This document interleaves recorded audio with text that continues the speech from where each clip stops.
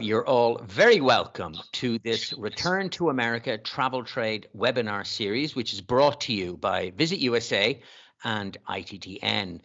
As we prepare for the return of transatlantic travel, this is the perfect opportunity to get up to speed on what to expect from a return to our favorite destinations across the United States in a post-COVID world. I'm Fionn Davenport. I'm the group editor for ITTN.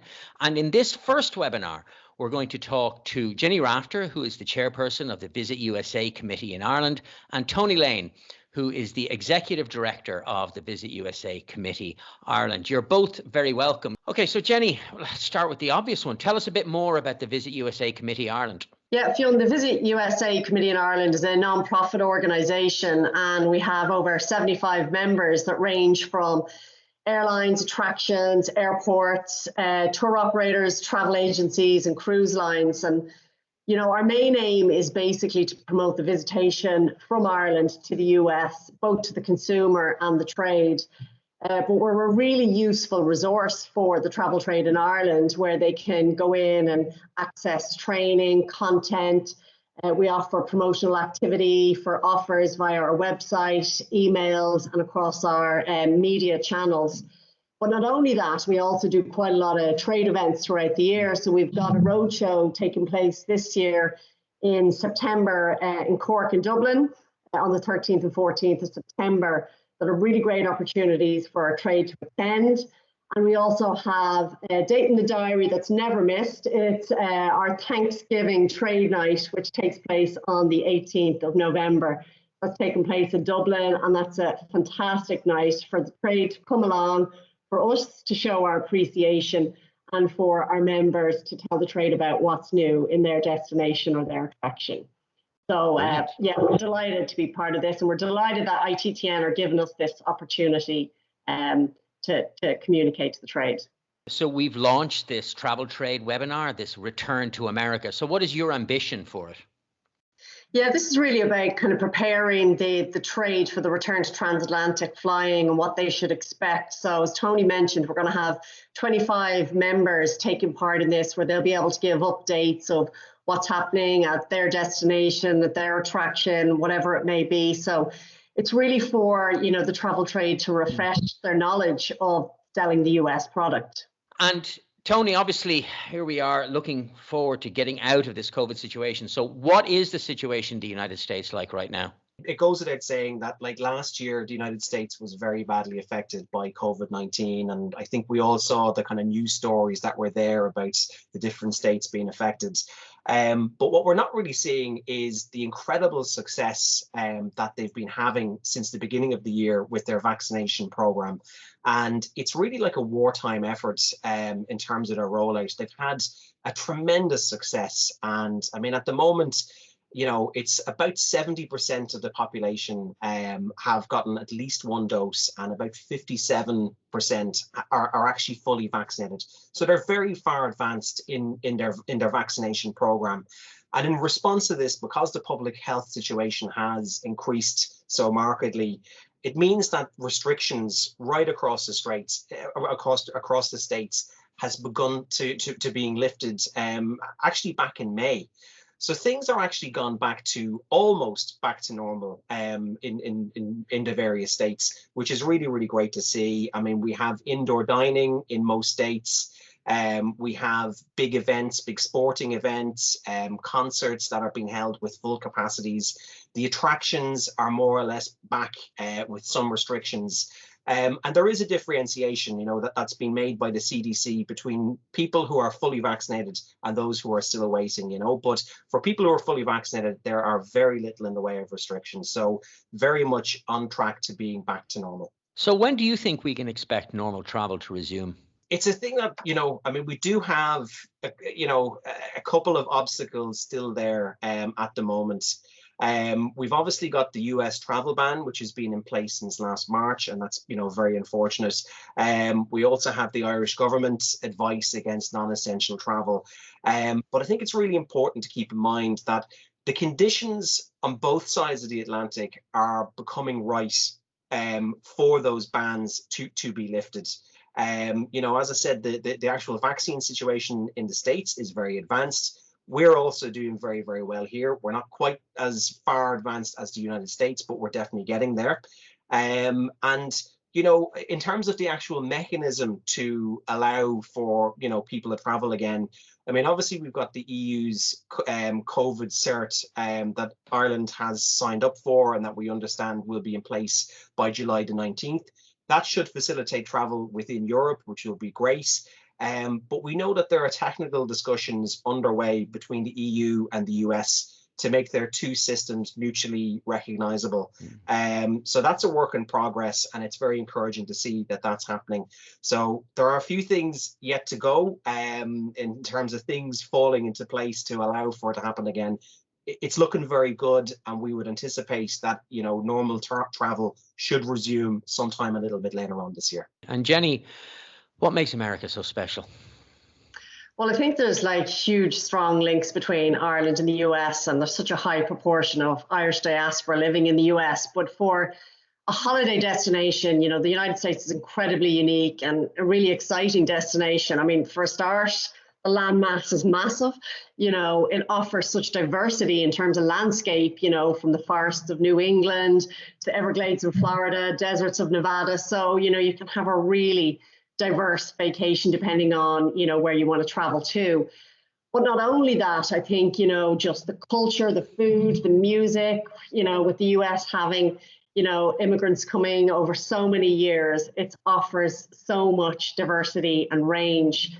So you can have whatever type of vacation you like. But also, I suppose, a point to mention is that there's quite a lot of cities that have gone and, you know, an incredible urban renewal over the last 20 years. So destinations like Denver and Atlanta. So many city destinations, so much outdoor space, a real wide range of destinations and holiday vacation types you can experience in the US.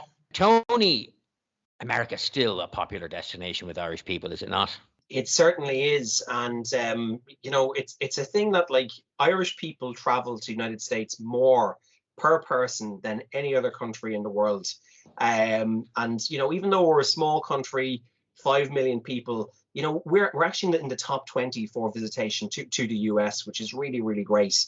And I mean, to put it into perspective, like 1 in 10 people, 1 in 10 Irish people will travel to the United States every year. So it's a very high frequency, and above and beyond our neighbors in Europe go to the States. But it seems like that, you know, even the kind of trends that we're seeing, you know, I mean, yes, you know, we've got the family holidays to Florida and California to see the theme parks and that kind of thing, and combine it with a beach holiday. That is perennially popular, which is great.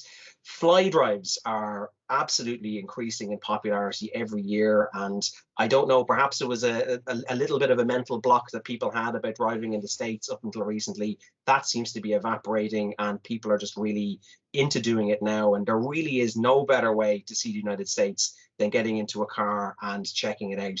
You know, being able to see the incredible scenery, as Jenny said, you know, it's just so diverse and just vast and amazing.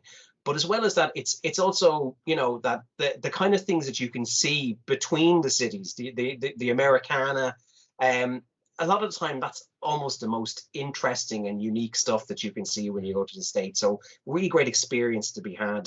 But we've also got, you know, people go over, we've got great kind of, you know, escorted and self-guided culture trips that go over. And we've even got city breaks, you know, when city breaks to New York, Boston, you know, they're always really, really popular for a few days. So there's a whole range, you know, of you know, things, that types of trips that Irish people can do. And, you know, we're very hopeful that it's going to, you know, when normal travel gets going again, that, you know, that the Irish will return en masse. I'm really looking forward to this travel trade webinar series. I mean, obviously it's for the travel trade to brush up on their US knowledge. But I'm looking forward to hearing from the 25 members that are going to participate, because I really want to brush up on my knowledge of the United States. So my thanks to the two of you, to Tony Lane, the Executive Director for the Visit USA Committee Ireland, and of course to Jenny Rafter, who's the Chairperson of the Visit USA Committee Ireland. Thank you very much. You're all very welcome to the Return to America Travel Trade webinar, brought to you by Visit USA and ITTN. As we prepare for the return of transatlantic travel, this is the ideal opportunity to get up to speed on what to expect from a return to our favorite destinations across the United States in a post-COVID world.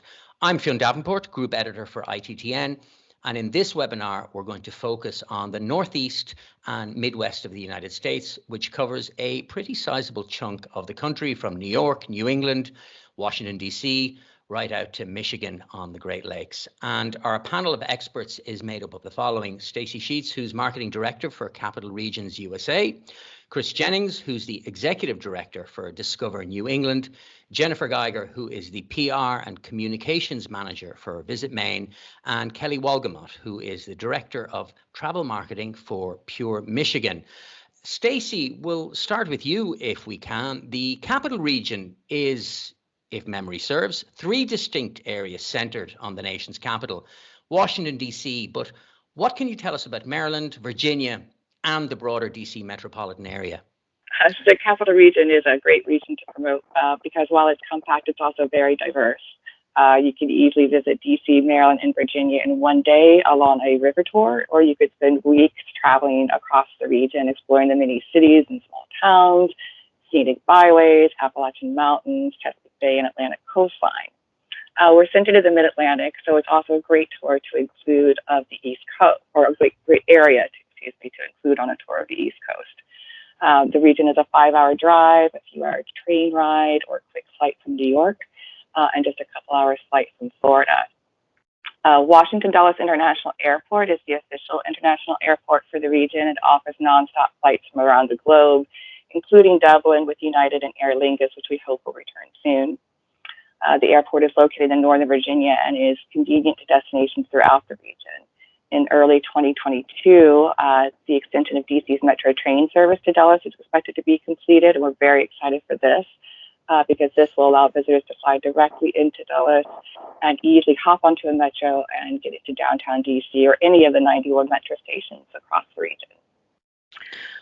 We love promoting the capital city because not only, it is the seat of the nation's government, so while it does have all those history-making attractions such as the White House and the Supreme Court, it's also home to the National Mall, more than 20 distinct neighborhoods filled with Michelin-starred restaurants, cultural events, vibrant music scene, parks and gardens. And then in Maryland, you'll find that the Western Maryland is a mountainous region filled with lakes, parks, vibrant towns and cities like Frederick, historic sites like Antietam National Battlefield, but it's really known for its water culture and its heritage.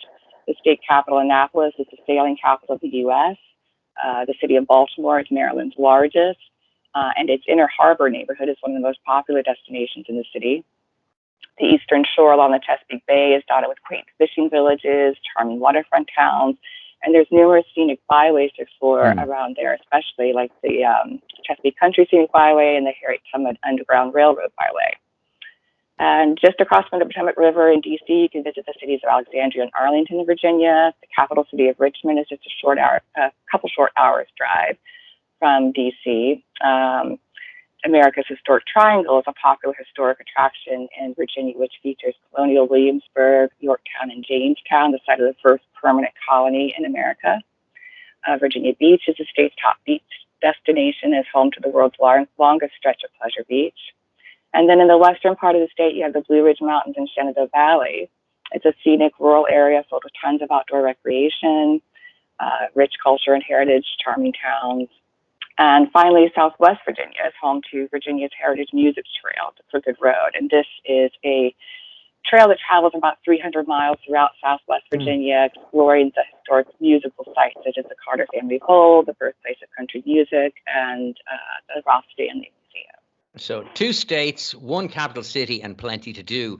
Chris Jennings, I lived in New York City for, well, the guts of 12 years, and yet I have to admit I would be hard pressed to correctly name all of the states that make up New England. So please help us out. All right, I'll do it from your old stomping grounds from New York, and this is thank you and appreciate the opportunity. So if you went east, you would go to Connecticut first, and Connecticut right next to you, and again that would be I think about 100 miles, and you could get into Rhode Island would be next. And I'm going to stop a little bit along the way, but in Connecticut, places like Mystic and Hartford, these are some of the highlights that you're used to. In Rhode Island, Newport, obviously, Providence, again, a couple of really great opportunities for you to get a little bit of a taste of New England. And then you go into Massachusetts, and that is home of our International Gateway, which would be obviously Boston Logan Airport, our biggest city as well. If you kept going north, Jennifer's home state, great state of Maine, also where I went to college, a little college up in Maine, but again, one of our, I think it's actually our biggest state in terms of the actual size of it. Lobster. I'm sure you've had lobster. That's probably the state that's got the best example of that. Go west a little from Maine, and you're going to jump into my home state of New Hampshire, native of New Hampshire, the Granite State, live free or die. Also, again, mountains, seashore.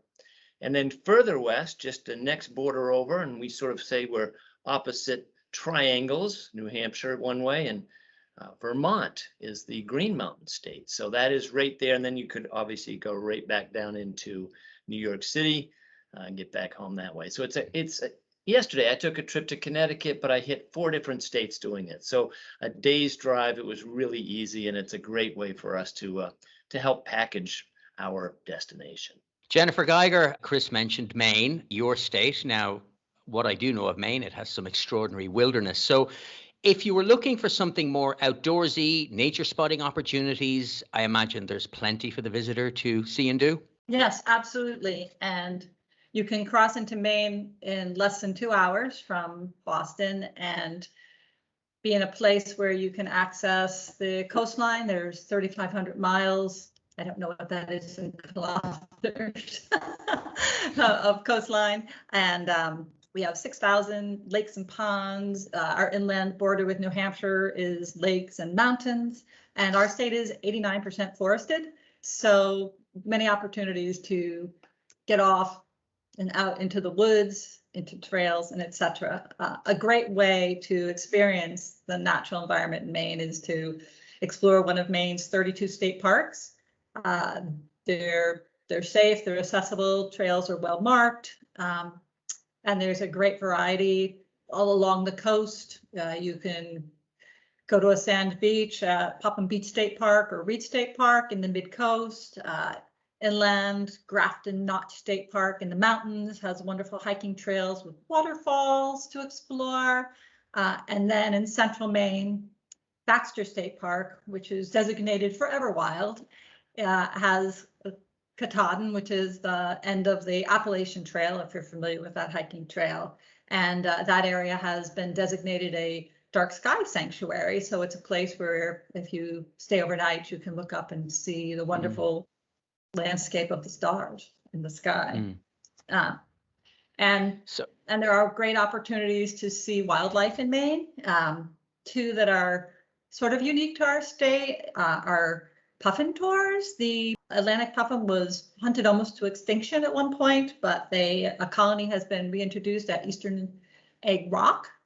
And there is a puffin colony there of several hundred that is growing every year, and boat tours will take you out to the 7-acre rock to see them nesting, clinging to the cliff face.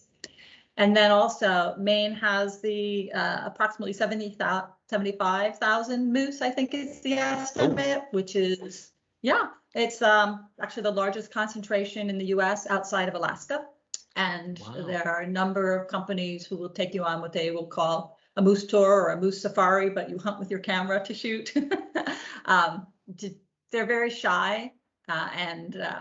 So even though there's a good number, not so easy to see in the wild, but if you're with a guide, they know where they're feeding and can take you there. Kelly Walgamot, my second last trip before the pandemic struck was to Michigan.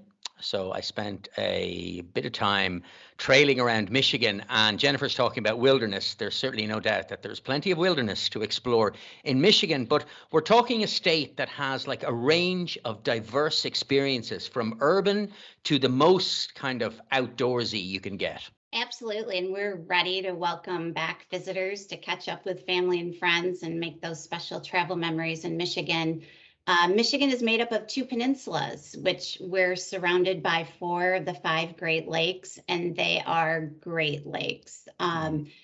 We are all about abundant natural beauty, unique experiences, and authentic places to visit. Those Great Lakes provide us with the longest freshwater coastline that is dotted with charming coastal towns and lighthouses, and it truly is an amazing drive up the coast.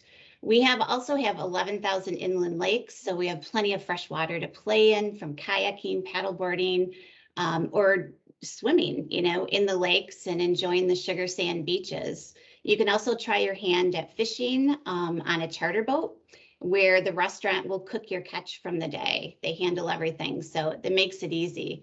There are over 100 state parks with fabulous tree-lined trails for exploring. And if you have a passion for golf, Michigan has over 650 public golf courses. And Michigan is consistently named among the best golf destination in the country and has hosted in the past the Ryder Cup. One course in particular at Forest Dunes Golf Club has a unique reversible golf course called the Loop, which is truly an amazing experience. The long Michigan summer days allow golfers to play late into the evening and taking advantage of incredible sunset views over lakes and hardwoods. Stacey, I want to ask you about this new itinerary that I think you guys have developed that focuses on the region's national parks. Yes, so in response to the increased interest in road trips, outdoors, and motorhome travel, we created a Capital Region USA motorhome itinerary focused on the region's many national and state parks. The tour is included in Cruise America's tour book. It's a 14-day itinerary with 2 days starting in Washington, D.C., just for a quick city break before you pick up your motorhome, and begin an 11-day tour of the parks in Virginia and Maryland. And it takes you from the mountains in western Maryland out to the Chesapeake Bay, down to First Landing State Park, where the first colonists landed, Assateague Island National Seashore, where wild horses run along the beach. And then it takes you back down into Virginia, looping into Western Virginia at Shenandoah National Park is where it culminates. And the park is home to Skyline Drive, which is a 105-mile-long scenic byway through the park, and also portions of the Appalachian National Scenic Trail. Jennifer, I might turn to you here. Maine had some of the lowest incidences of COVID in the United States and one of the highest levels of vaccine uptake. So in as much as we can expect changes, what are those changes? And particularly for visitors, what can they expect?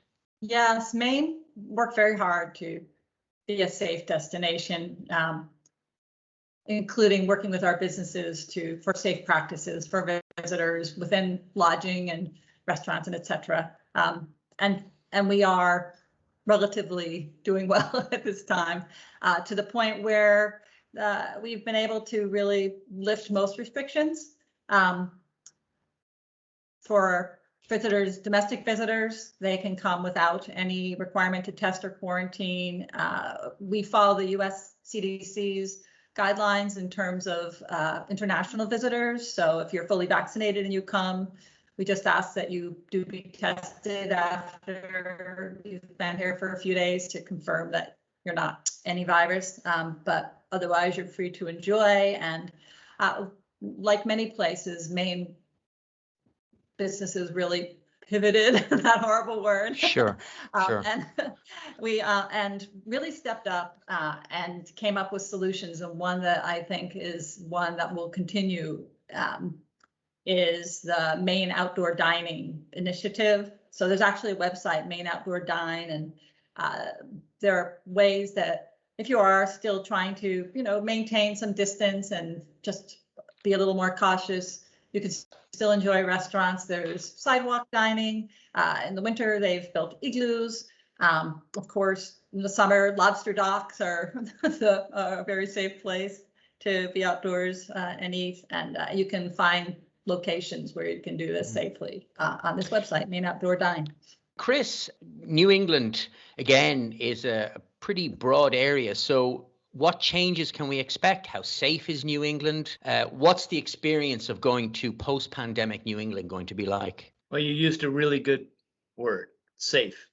In fact, if you Google the top states in the United States, what are the, highest vaccination rates, you're going to find all 6 New England states right there. I think they're jockeying for position, who gets, 2, 3, 4, but I think it's Vermont and Maine at the top of them, and the rest of us are close behind. That part is, as Jennifer mentioned, been, I think, one of our highlights. The industry has been hard hit from the standpoint of now they're having a hard time, as the whole U.S. is a little bit, with some of the staffing. But that also gives folks maybe a little chance to relax. I hope that's one of the things that people will do a little bit here in post. And I'm not sure we're all there yet, but in coming out of this pandemic, give some help there. Remember, New England, like many of the states you're talking about, has its wilderness area. You've heard Jennifer talk about that as well, but that's one of the things that I think helps us as well. We're not densely populated. You have cities that, yes, have more, but again, New England's feature is its outdoor scenic beauty, recreation, all of that as well, and protocols, as many of us have mentioned. But I think you're going to see all the states are open now. They're releasing more and more changes to how they're dealing with that. The dining was one. Yesterday, I was at a women's professional basketball game in Connecticut in a major casino. Again, there are folks wearing masks, and you are encouraged to do that if you want to do that. If folks are not vaccinated, that's required. But there are no police there to say you have to do this or that. And I think that's, as we're coming out of this, we're seeing, at least in New England, a real and welcoming there. And it's nice to see that. And again, at the game yesterday, it was probably half full, but it was fully occupied if they wanted to be. So it was a great way to experience a professional basketball game. Stacey Sheets, I mean, anytime I go to DC, I'm constantly reminded that it has some of the world's greatest collection of cultural institutions, museums, etc. Are they all open again? Nearly all the museums have reopened. We have 17 Smithsonian museums in the National Zoo here. Right now, they all require free timed entry passes that can be acquired online or by phone 1 to 30 days in advance. Same-day passes are available for the National Museum of African American History and Culture and the National Museum of American History. In the past, you could just walk in, free admission, no ticket needed. But these are just some of the protocols in place as the museums have reopened. Now, speaking of culture, Kelly, you can't think of Detroit without thinking of Motown. How can visitors enjoy that city's musical and cultural legacy? Absolutely. The Motown spirit is alive, and visitors can experience Motown by visiting Hitsville, USA, which is the original home of Motown Records, and which is now a museum. It's, the unreal experience of walking into the same studio that Stevie Wonder, the Jackson 5, and Diana Ross recorded those incredible hits that we still love today is quite amazing. And while you're there at Motown, you can actually record your own record while visiting. But, Detroit is also home to a very vibrant art scene downtown. They're home to the Henry Ford Museum, which is an opportunity for people to explore a collection of authentic artifacts and stories of Americans' ingenuity and innovation. It takes about 2 days to visit the 3 attractions which make up the Henry Ford. But you can sit in the bus where Rosa Parks refused to give up her seat, explore the laboratory where Thomas Edison had his light bulb moment, or even where the Wright brothers taught us to reach for the sky. It's truly a unique experience and make up all those cultural benefits of visiting Detroit. Now, Chris, music may be the food of love, but food is something that everybody loves and everybody needs when they're traveling. Now, I'm going to give Stacey, so like Chesapeake Bay might have a claim here, but we're talking about seafood, New England. I mean, you guys mentioned lobster, but let's say you're looking beyond just big lobsters. What are we talking about? Well, again, New England clam chowder, and there's a friendly disagreement with that other place you used to live for over a decade. Anything with tomato sauce is not a real chowder. It doesn't work that way. This is the best time of year. I mean, again, summer is tremendous because locavores love it. Locavores being the folks that want to get that fresh, local taste. And that's everything from Maine blueberries, which Jennifer's coming right into the high season there. I can't wait for that. But also, again, the seacoast has its seafood. And, Cape Cod, as a child, we would go to Cape Cod and dig for steamers. That was, you'd pick up, those are clams that then you would then steam. So it's a great way to experience that. Farmers markets are going on. The culinary, literally blossoms in the summertime, and farmers markets in almost every town you can visit here throughout all the states. You're going to find that local connection.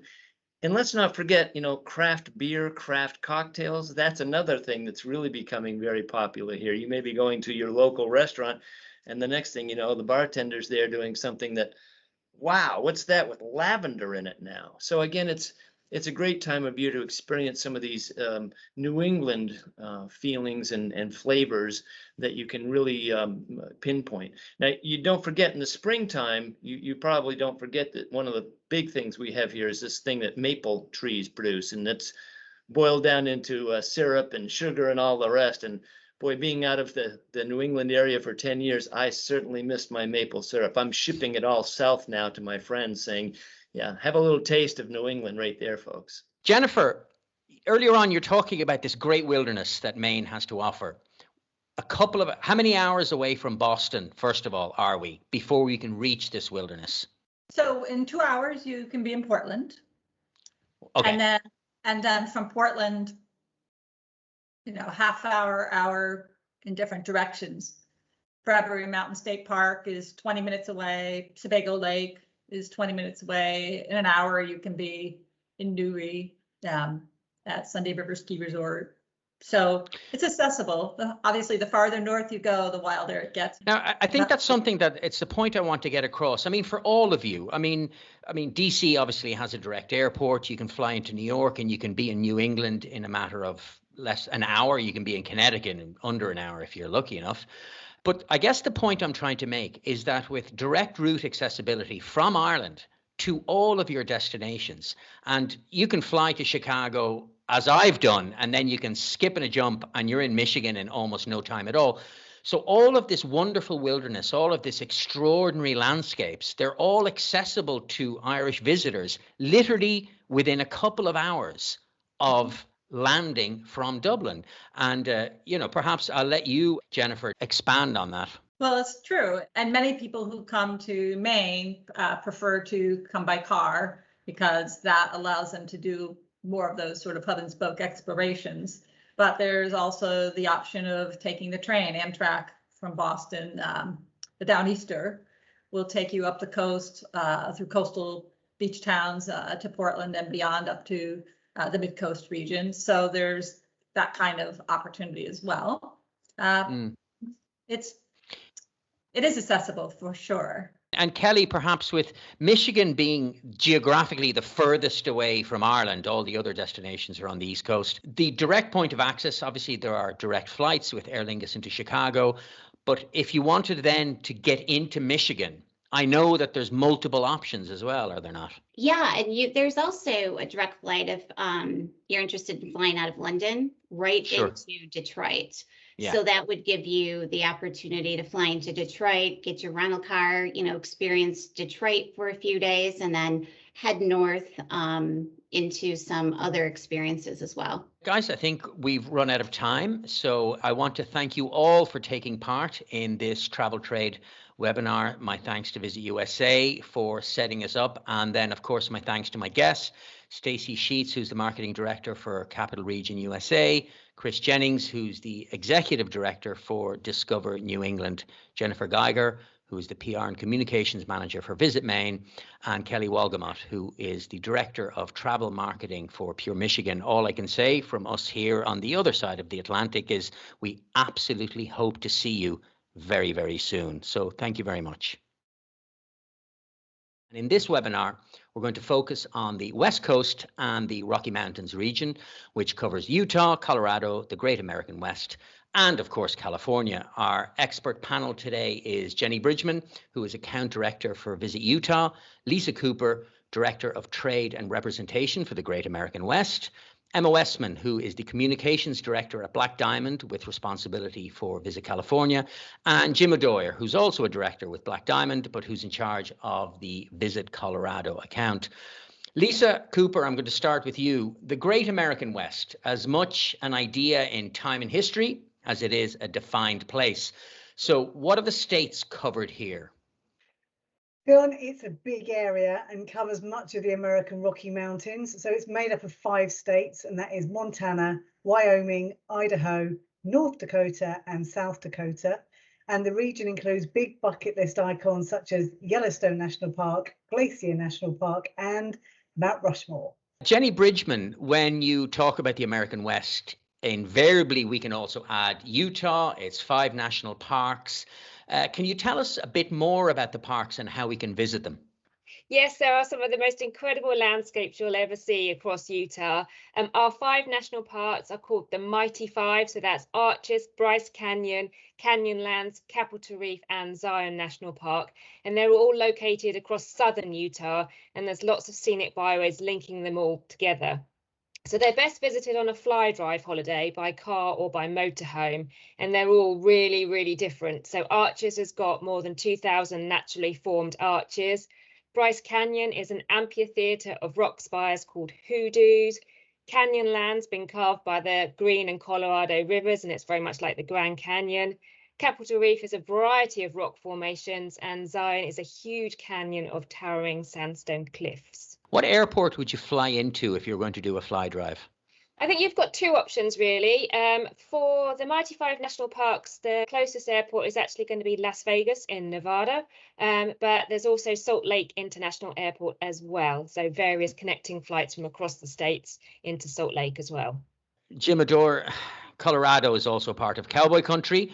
But if you were to pick the top 5 attractions that the state has to offer, what would they be? So because most people are going to fly into Denver, I'd certainly recommend 48 hours in the Mile High City, getting used to the altitude and perhaps going and checking out the Red Rocks Amphitheatre, which is the US's favorite outdoor concert venue.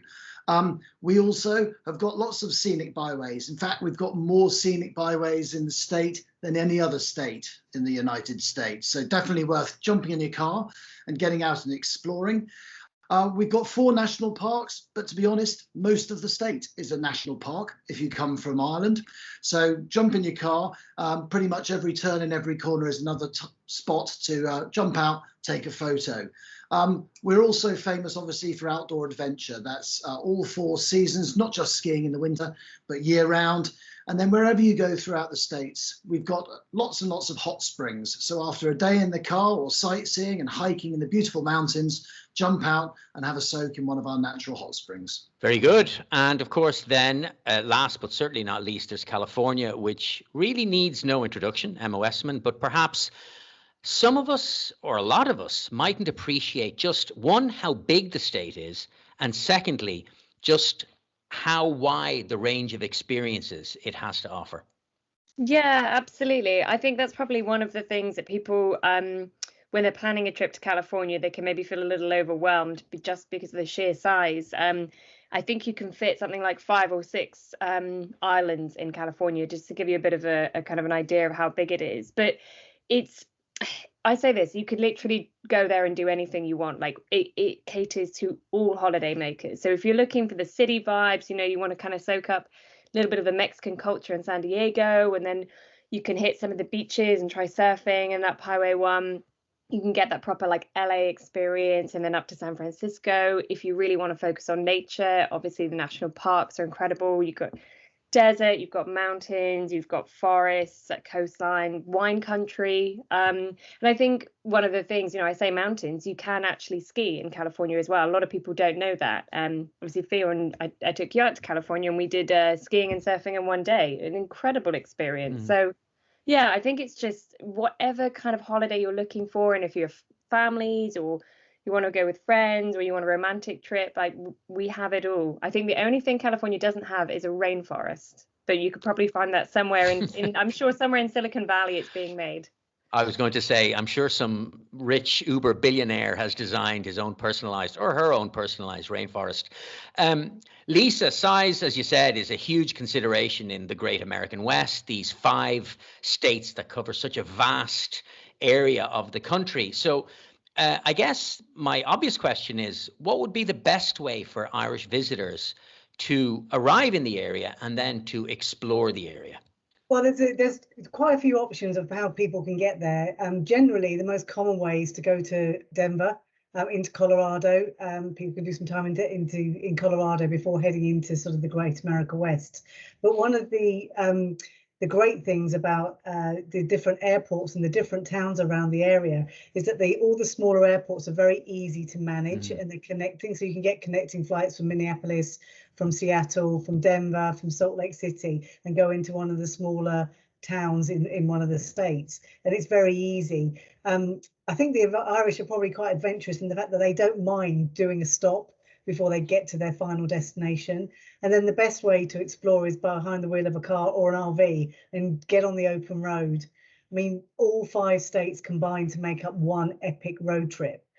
And I would suggest that the clients, if your clients will need at least 3 weeks to do this properly, and that gives usually 1 or 2 nights in each of the destinations overnight. If they've got less time, you can kind of drill it down. Rather than doing all 5 states, you could maybe sort of shorten it and do Idaho, Wyoming, and Montana, or you could just take in the 2 Dakotas, or Wyoming, Montana, North and South Dakota. There are so many options and so many ways that you can do it, but all of it's kind of its own little adventure. The one thing I would definitely recommend, though, is to spend at least 3 nights to explore Yellowstone National Park. She's a big beauty, and she's got lots to offer. So definitely dedicate some time there. And if you want to book early and get to stay inside the park, you've got to book very, very early out. If not, the surrounding gateway towns are very good. And then finally, I know the Irish have a love of horses, so they might well enjoy a ranching holiday too. And we've got plenty of ranches in every state that can tick off the boxes for any level of riding. And Lisa, I mean, this is a general question that applies to everybody, perhaps less in California, because we know that it's well set up for all kinds of tourism. Wherever you are, even away from the big ticket items like Yellowstone, there is a good tourist infrastructure. So say, for instance, you had a family that's doing a drive holiday, they can arrive somewhere and find somewhere to stay with relative ease. It depends on where you are going in any part of any state. I mean, if you are going closer to the hot ticket items like Mount Rushmore, and the parks, then it is advisable to book in advance. Sure. Some of the smaller towns, like Bozeman in Montana or whatever, you could probably find a good sort of like 3-star accommodation, depending on the holidays, public holidays, bank holidays, like they are in over here in sort of like an Ireland. If there's a public holiday, things get busy, so it is advisable to sort of try and manage those dates before sort of like sending your clients off.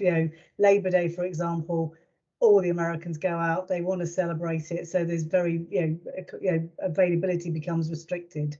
In Utah, Jenny, besides the 5, I'm going to say world famous national parks, what else is there to see in Utah? I think of Salt Lake City, and then I confess that I don't have a huge knowledge beyond that. Well, I think one of the most important things to advise clients is that there is so much to see and do in Utah, and they need to make time for not just the national parks, because there's so much else close by and across the state. So state parks like Kodachrome Basin, Coral Pink Sand Dunes, Goblin Valley, they're just as spectacular as the national parks. I mean, anywhere else they would be a national park, very similar to what Jim said. The whole of Utah could be a national park.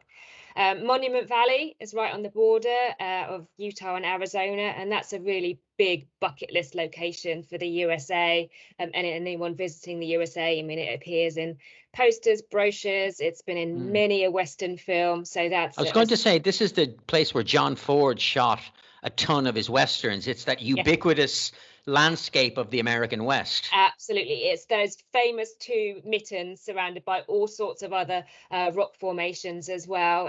The likes of Forrest Gump has been filmed there, loads of Western shows, great to explore, some really, really great off-road adventures. And what most people don't know is that it isn't a national park. It's actually on the Navajo reservation. So the best way to experience it is through a guided tour with a member of the tribe, and you really get to experience it from their perspective and what it means to them as well. But you mentioned Salt Lake City. I absolutely love the north, and that's where Salt Lake is. And it's a complete contrast to the south of Utah. You're in the mountains, you're in the Rocky Mountains, so it's lush and green, some really beautiful mountain towns to explore. And then there's the Great Salt Lake as well. And on Great Salt Lake is Antelope Island State Park, which is the largest island actually within the lake. Fantastic views across Salt Lake City towards the mountains on one side, and then the other side, vast views across the lake. Plus there's a herd of free roaming bison, and they're just the most mesmerizing, massive animal. And then one other thing I always tell people to do when they go to Utah is there is this constantly expanding number of certified international dark sky places in Utah. So this is where there's very little light pollution. The stargazing is absolutely phenomenal.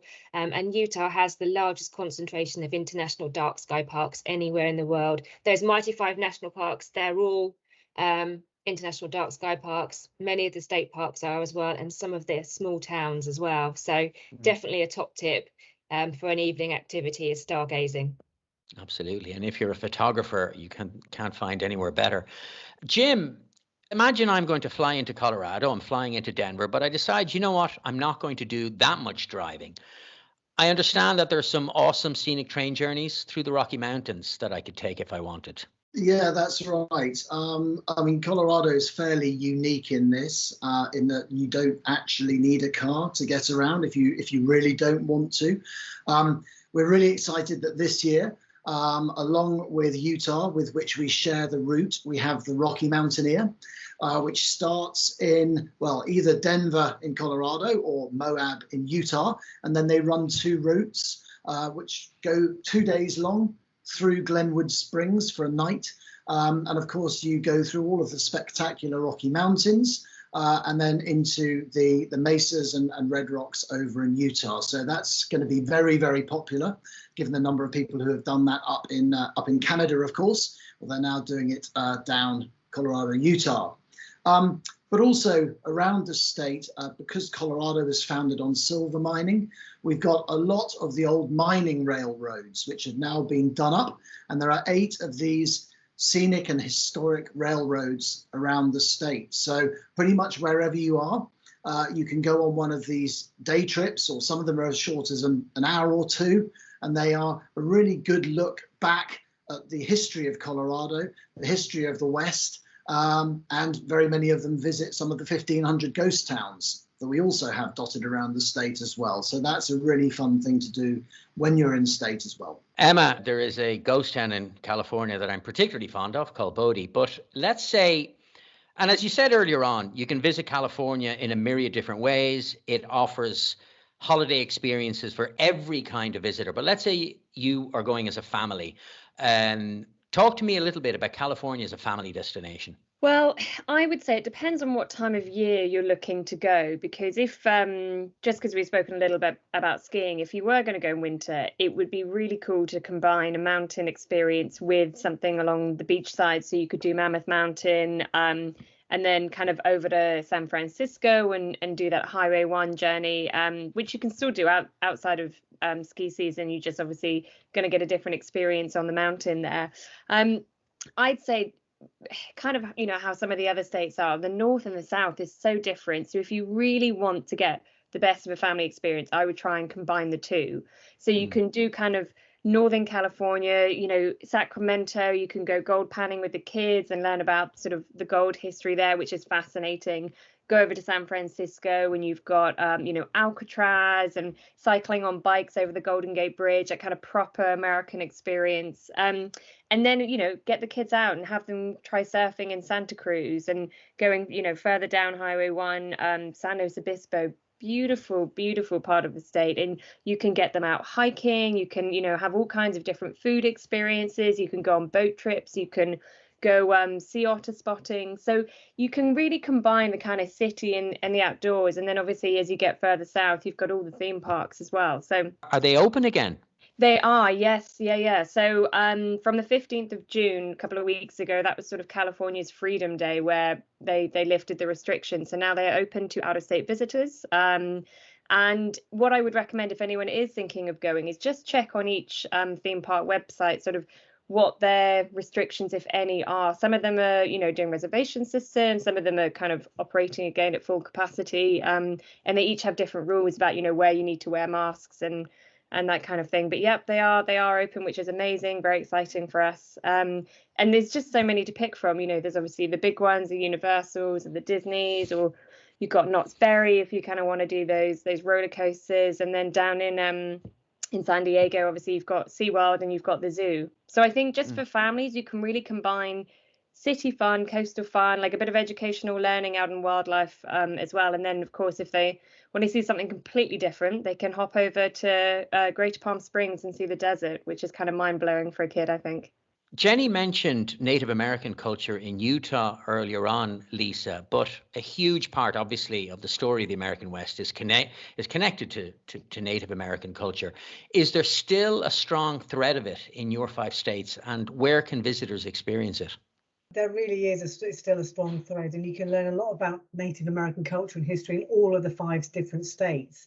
One kind of tip I would give, though, is it's definitely worth trying to visit more than one tribe on a visit, because it's like visiting different countries. Each tribe has its own language, its own traditional dress and dance and cuisine. For example, the tours of the get my teeth in. The tours of Battle of Little Bighorn in Montana are all run by the local Lakota and Cheyenne tribes. So they tell it from their perspective. We've heard of the Battle of Little Bighorn because of Custer and his last stand, but it's really interesting to hear it from the other side. Also, we've got the brand new MHA Nation Interpretive Center, which has literally just opened last month, where visitors can learn about the Mandan, Hidatsu and Arikara people of North Dakota.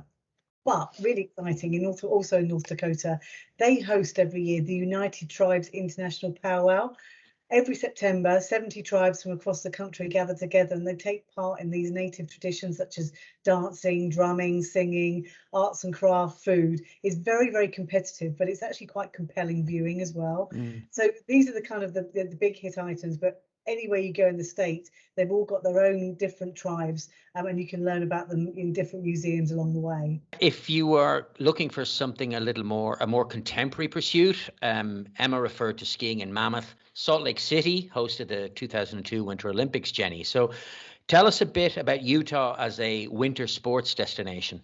Well, in Utah, we like to say that we have the greatest snow on earth. And it's light, it's fluffy, it's powdery, and there's just absolutely loads of it. There's 15 resorts across Utah, and the slopes are very, very different to Europe, wide open, hardly anybody on them. It's really, really fantastic skiing. I think maybe Park City is probably the most famous and the largest of all the resorts. And it's actually a historic old mining town, so really continuing that mining history that Jim mentioned earlier, that is really prevalent in the West. It's still got that very traditional Western look. It's got some lively bars, craft breweries, and even a distillery. But the skiing experience is very different to what we know in Utah, and I think it's really quite special. And as you mentioned, it was the home to the Olympics. So just outside Park City is one of the main Olympic parks. The bobsleigh track is still there. The ski jumps are still there. They do this incredible guided tour, which literally takes you to the very top of the ski jump so you can look straight down it. And it is really quite mind-blowing just how far and how steep it is. And then you can also have a go on the bobsleigh track, and that runs in winter and summer. In the summer, they put it on wheels, and it's on a dry track. And then in the winter, it's the traditional icy track as well. Salt Lake City and the surrounding resorts are actually going to be the USA's next bid for the Winter Olympics as well. So we don't know when that's going to be, but we're definitely looking forward to it. And something else really to mention about winter in Utah is that it's a real alternative way to experience those Mighty Five national parks. Really great time to visit them. They take on a whole new personality, and you may even have a little bit of a dusting of snow over them as well. Jim, obviously we can't talk about Colorado without talking about winter sports. I mean, some of the most famous ski resorts in all of North America are in the States. So what makes the resorts so special other than they are incredibly popular? What makes them so popular, I guess? Well, I think really it's Jenny hit the nail on the head. It's the fact that compared to the European resorts, they are very uncrowded. The snow is almost certainly going to be better unless you hit a particularly sweet week elsewhere. It's the dining and the nightlife in a lot of the resorts now compares to some of the best resorts in Europe, which it never used to. 10, 15 years ago, that was always a criticism leveled at North American skiing in general, I would say, but they've really upped their game now. All of the activities beyond the slopes as well.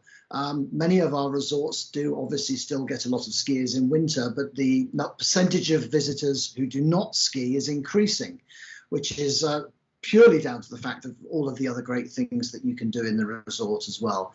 And one thing I'd like to say is that whereas the European resorts have not had practice operating in a COVID environment, the American resorts and the Colorado resorts particularly have.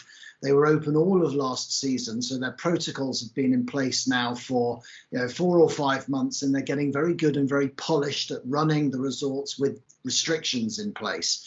So hopefully when the States allows us in and vice versa, and we all head over the pond for a bit of skiing, it will mean that there won't be any of the teething problems that we think some of the European resorts are going to get.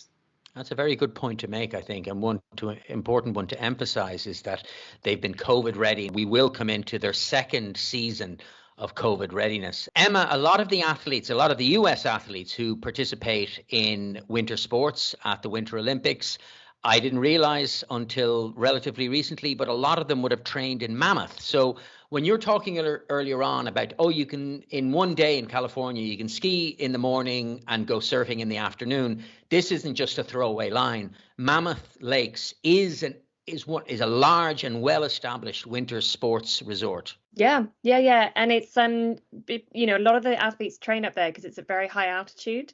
So Mammoth Mountain is California's highest peak. So it really gets them in kind of good physical fitness. Even as a visitor, when you go there, you realize, if you go for a beer in the evening and then you've got to walk back up your steps to your hotel room, you're like, oh, that's really hit home. That it's it's a fantastic little mountain town, and it's got a real friendly community vibe. What people imagine kind of that California beach life, that sort of surfer culture, you transport that up to the mountain, and that's what you get there.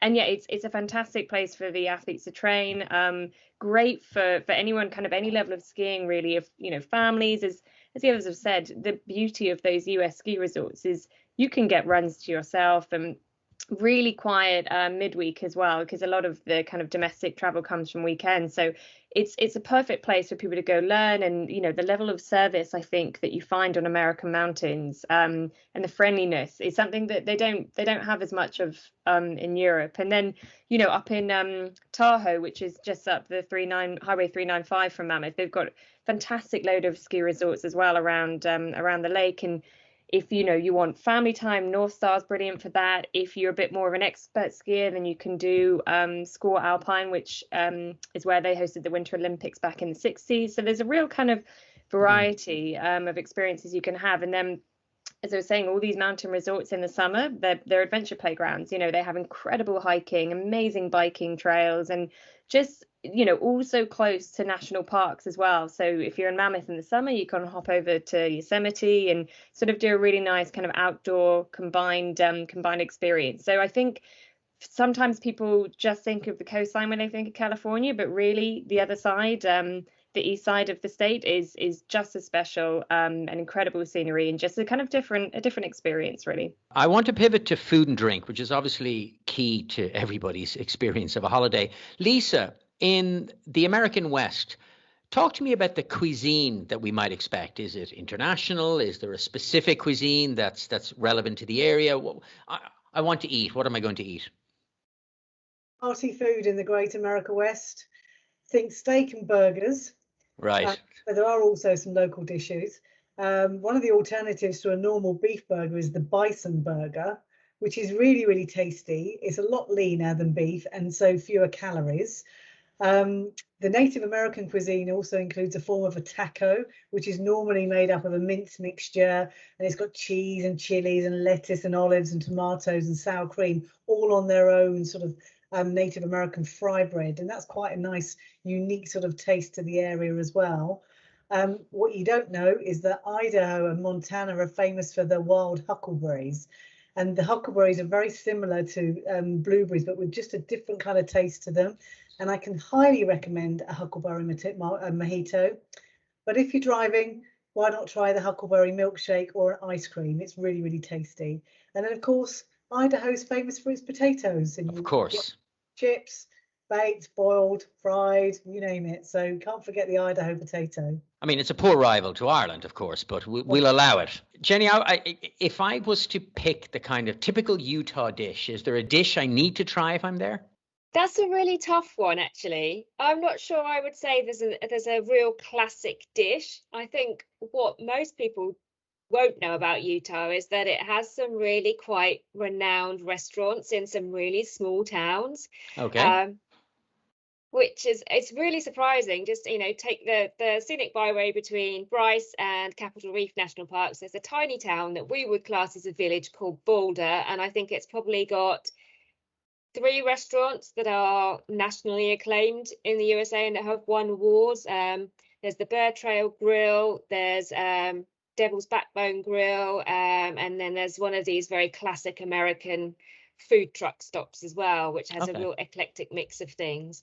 But I don't think you would really pick out a really major food stuff. Of course, you've got the salt from the Great Salt Lake, and Utah is the beehive state, so it makes great honey.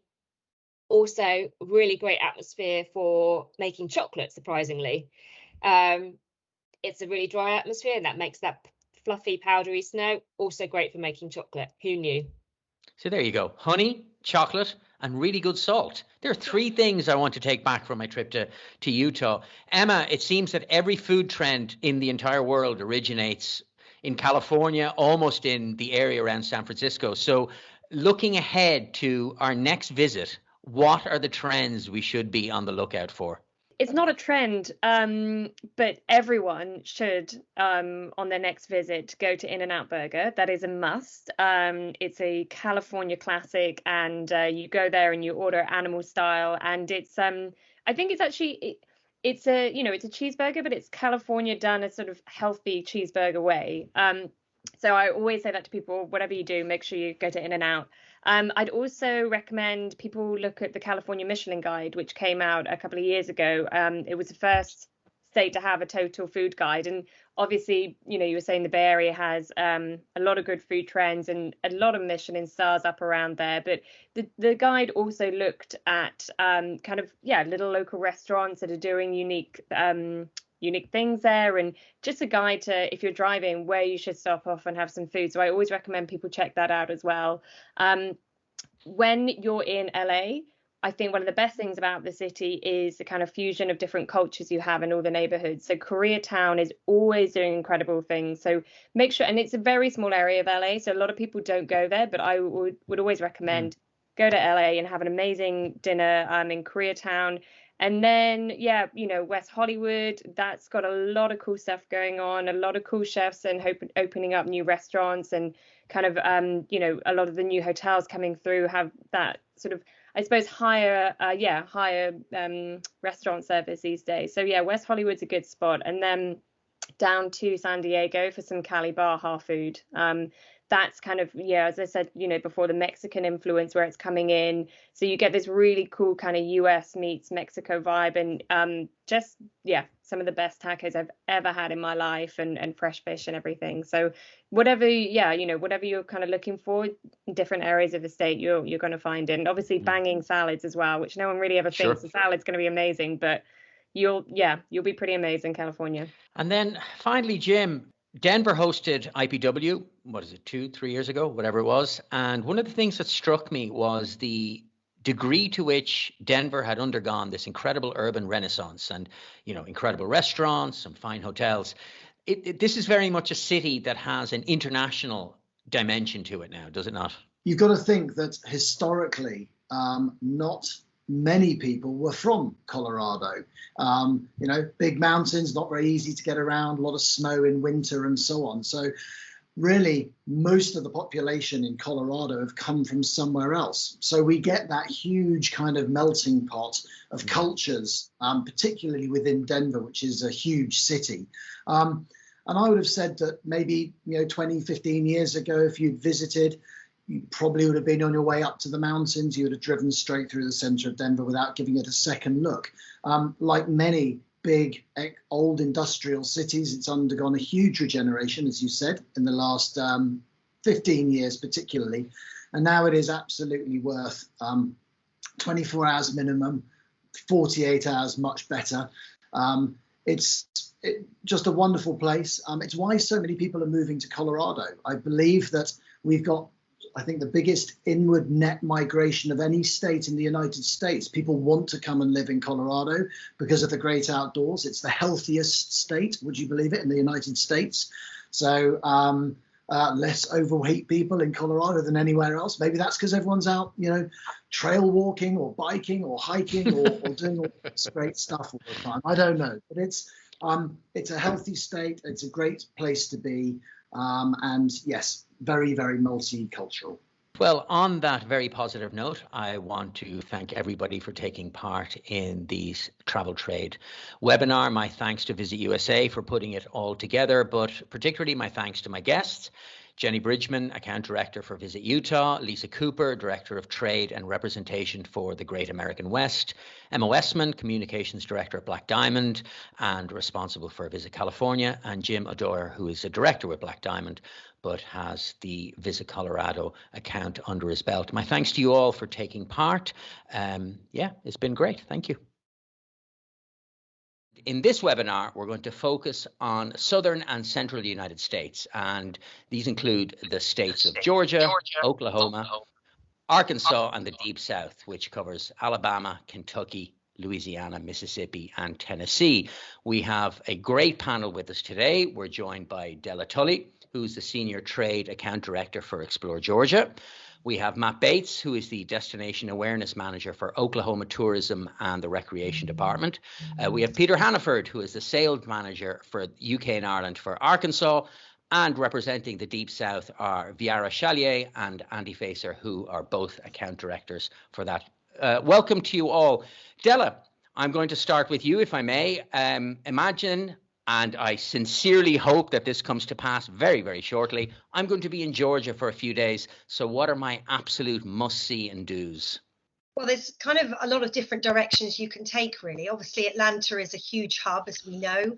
And we like to say we're kind of like the capital, the unofficial capital in Georgia of the Southeast.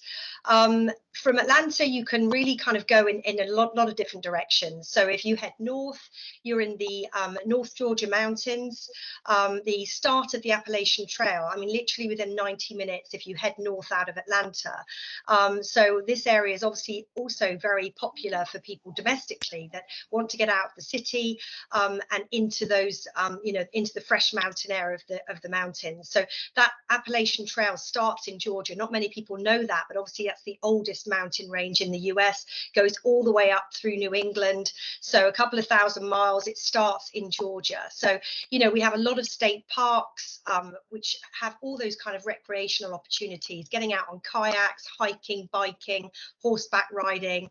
I think where maybe you'll think it has to be a national park to be able to offer those things, but not so. You know, in Georgia, you have a lot of opportunities to get outdoors and get in those wide open spaces, which of course is even more popular now. If you head kind of southeast from Atlanta, you're on the coast. Savannah is only just over 4 hours from Atlanta, so a half day's drive actually brings you to the coast. And Savannah really is a jewel in the crown. I have to say that it's kind of I guess one of my personal favorites. It's just such a vibrant hub. It sits on the river. It has a lot of history, Spanish and British history. Savannah was the last colonial city to be built, so you've got 22 squares with parks in the middle. It's where, you know, Forrest Gump said life is like a box of chocolates. Incredibly picturesque, horse and buggy rides, you know, all that kind of thing. Popular destination domestically as well for honeymoons, because it really is just that quintessential southern city. And then just south of that, you have the coast. We have over 100 miles of coastline. People don't always associate coastline with the deep south in general, but we have amazing beaches, for example, like Driftwood Beach on Jekyll Island. Jekyll Island is a state park. It's one of the largest and most well-known of the Golden Isles, as they're called. So, you know, and then heading down south of that, you find yourself in Florida. So we have a bit of everything, really. Small towns, mountains, coastline, music history, of course, goes without saying with the South. It's just music history everywhere. And obviously, it's not just history, it's alive and kicking, obviously, now as well. Matt Bates, Oklahoma. Seems to me that it has uniquely American attractions. So can you tell us a bit more about what we might expect with a visit to Oklahoma? Sure. And we're right in the center of the country, halfway along the old settler trails for those heading out west in the 1800s. In the middle of the tall grass prairie, which was huge in North American continent, not so much nowadays, but we have a large stretch of it. And that attracted buffalo in their millions at that time, and for that reason attracted Native American tribes too to come down into the area seasonally, because they followed the buffalo for their lives, basically. It's the heartland situation that we're in that probably hallmarks our attractions, and it's that restlessness that pervaded the whole central area of the states that probably inspired Cyrus Avery, who's a Tulsa, Oklahoma businessman in the 1920s, to think of Route 66, think of a commercial route originally intended to go straight across the country. So Route 66 is again centered in Oklahoma, and then obviously extends both directions, east and west. But we have 500 drivable miles of that, and it's really important to us from a history and tourism point of view. So our story really is cowboy and Western life and culture. Both are still very much alive. Route 66, obviously, but newer stories that we're working hard to develop and that are beginning to get some traction for us is our music pedigree, live music. We have a lot of country and Western and country artists who have come out of Oklahoma and are beginning to perform more there and build up their careers and businesses there. And we have a growing farm to fork food story to tell as well, centered around the two main cities, Tulsa and Oklahoma City. So we're really about the growth of the what is now known as the United States, and the various peoples who came to build the USA. And we're changing all the time, because the US is still changing all the time. But we're working hard at getting the message over. We have an old oil independent oil story to tell as well, which is actually funding a lot of the tourism development going on in the state, particularly in Tulsa, and some new attractions coming up, which I'm going to get a chance to mention later on. So yeah, exciting times. Peter Hannaford, bordering the eastern border of Oklahoma, you have the state of Arkansas, which I will confess, other than it being the birthplace of one Mr. Bill Clinton, if you had to ask me, tell me about Arkansas, I'd be like, oh, I'm not really sure. So that's why you're here. Exactly. You know what? And I like to think of Arkansas being in that because of that being rather exotic. You know, people, they don't know much about it, and it's exotic that way. But you're right. Most people know Arkansas because of Bill Clinton. But it's very, very much a southern state, but it has hints, as Matt's kind of, as you alluded to as well, of the West as well. So, it's all about the music and the cuisine and the history in terms of the South, but on that kind of western border, it's very much frontier country as it was, going back into the late 19th century. So, the South is all about road trips, and I think what Arkansas does now actually is it bridges that kind of those western states, because you can fly into Dallas and you can come through Arkansas into the deep South, into Memphis and Nashville and Alabama and the likes. So. It almost is like a piece of a jigsaw that's been missing, and it kind of joins those. So, in terms of some highlights, kind of easy win is a little colony. It's not even called a town. It's called a colony called Dice, and it's 40 minutes from Memphis, and and it was originally founded as a place where dirt poor, destitute people were given land and given money in the 1930s during the Depression. One of those families was the Cash family. And this is Johnny Cash boyhood home. So you can, the South is a lot about music and the history of music. And if you're following Johnny Cash, it's definitely worth a 40-minute drive up into Dice to see the Johnny Cash boyhood home. There's nothing really much of Dice anymore. It's pretty much disappeared, but the boyhood home's still there, and it's a mecca. People come from all over the country to see his boyhood home. Heading a bit further north, you're into the Ozark Mountains, and the Ozarks have a lot of the similarities to the Appalachians, and you've got some great mountain towns. Eureka Springs is just a kind of haven. It's a really buzzy, eclectic kind of place. You've got Bentonville, which bizarrely is the home of Walmart. Walmart was founded in Bentonville, and they have a Walmart museum, bizarrely. And Walmart's really not that far from Tulsa. I think it's in about 2 or 3 hours. So you can kind of fit these things together nicely. You've got the capital, Little Rock, which has got presidential library, and you've got Hot Springs down to the south, which is a thermal spring town.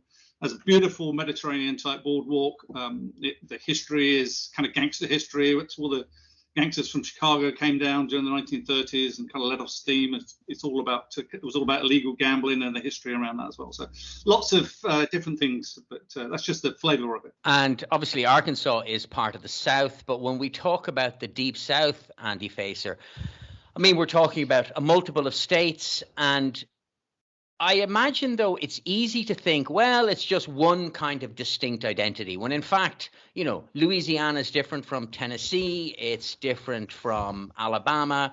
So we're talking about a fairly broad region with a lot of different things going on. Absolutely. And I think, like you say, we talk about 5 states and, people automatically think, oh, my God, this is going to be huge. It's going to be a massive area. But when you actually look at those 5 deep South states, Alabama, Kentucky, Mississippi, Louisiana and Tennessee combined, they're actually smaller than Texas. So, you could literally pick those 5 states up in geographical area and pop them in Texas, and there'd still probably be a bit of space for Arkansas or Oklahoma or maybe a bit of Georgia as well. So, yeah, it's not, it's not the largest of areas, but, it's one of those places. It's an ultimate fly drive destination. You've got fantastic Gulf Coast beaches in Alabama and in Mississippi.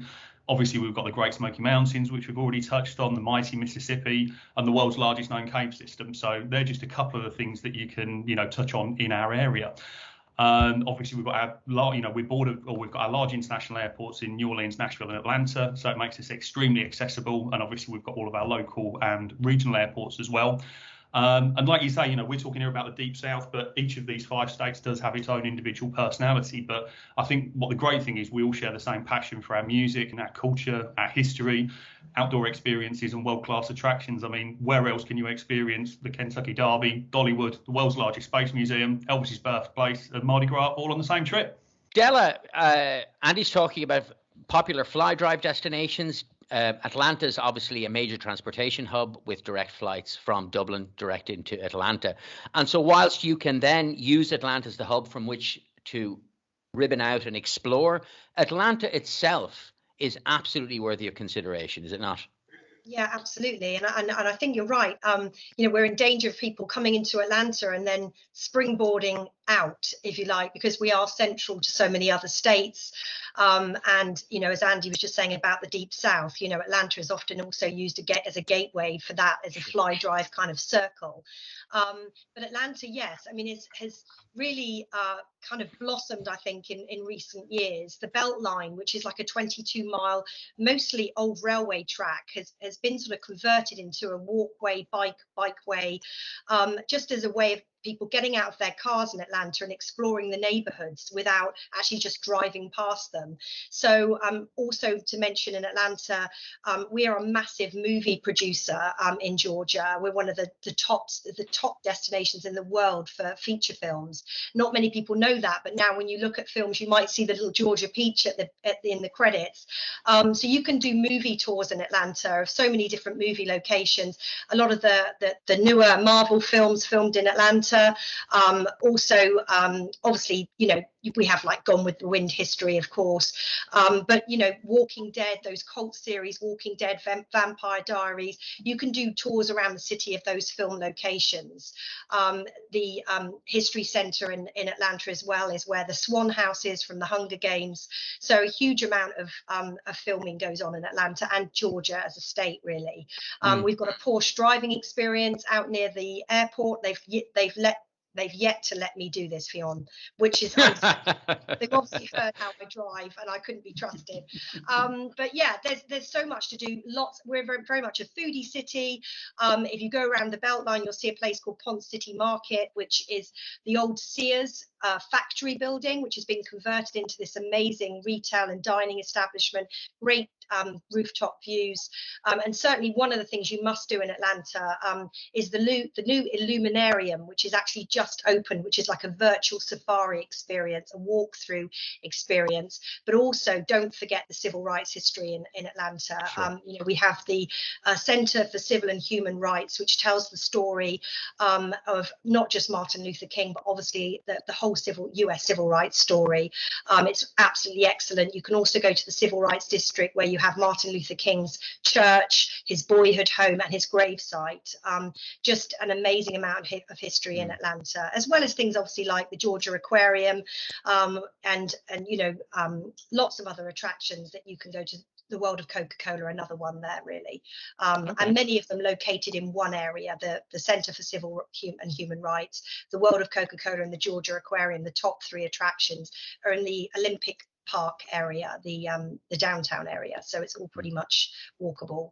And Matt, you mentioned it earlier on, but when we talk about fly drive and cinematic experiences, really Route 66 is high in the imagination of most visitors to the United States. But if I am to do, say, a fly drive in your state, what are the things I'm going to see along the way? Okay, well, most of our Route 66 visitors would come in east to west, so they would encounter fairly quickly about 75 miles in Tulsa, which is the home of the route, and the other 2 anchor cities on the route on our 500 miles are then Oklahoma City and then Elk City out to the west towards the end of our section of it. We look after it very carefully. We're in the midst of a big signposting operation at the moment in the state, and we have something like 100 officially recognized and registered attractions of all kinds along our section of the route. That would be from refurbished motels from the 50s, 60s, 70s, diners. You might even find a couple of dives if you looked closely enough, and if you're a fan of the program.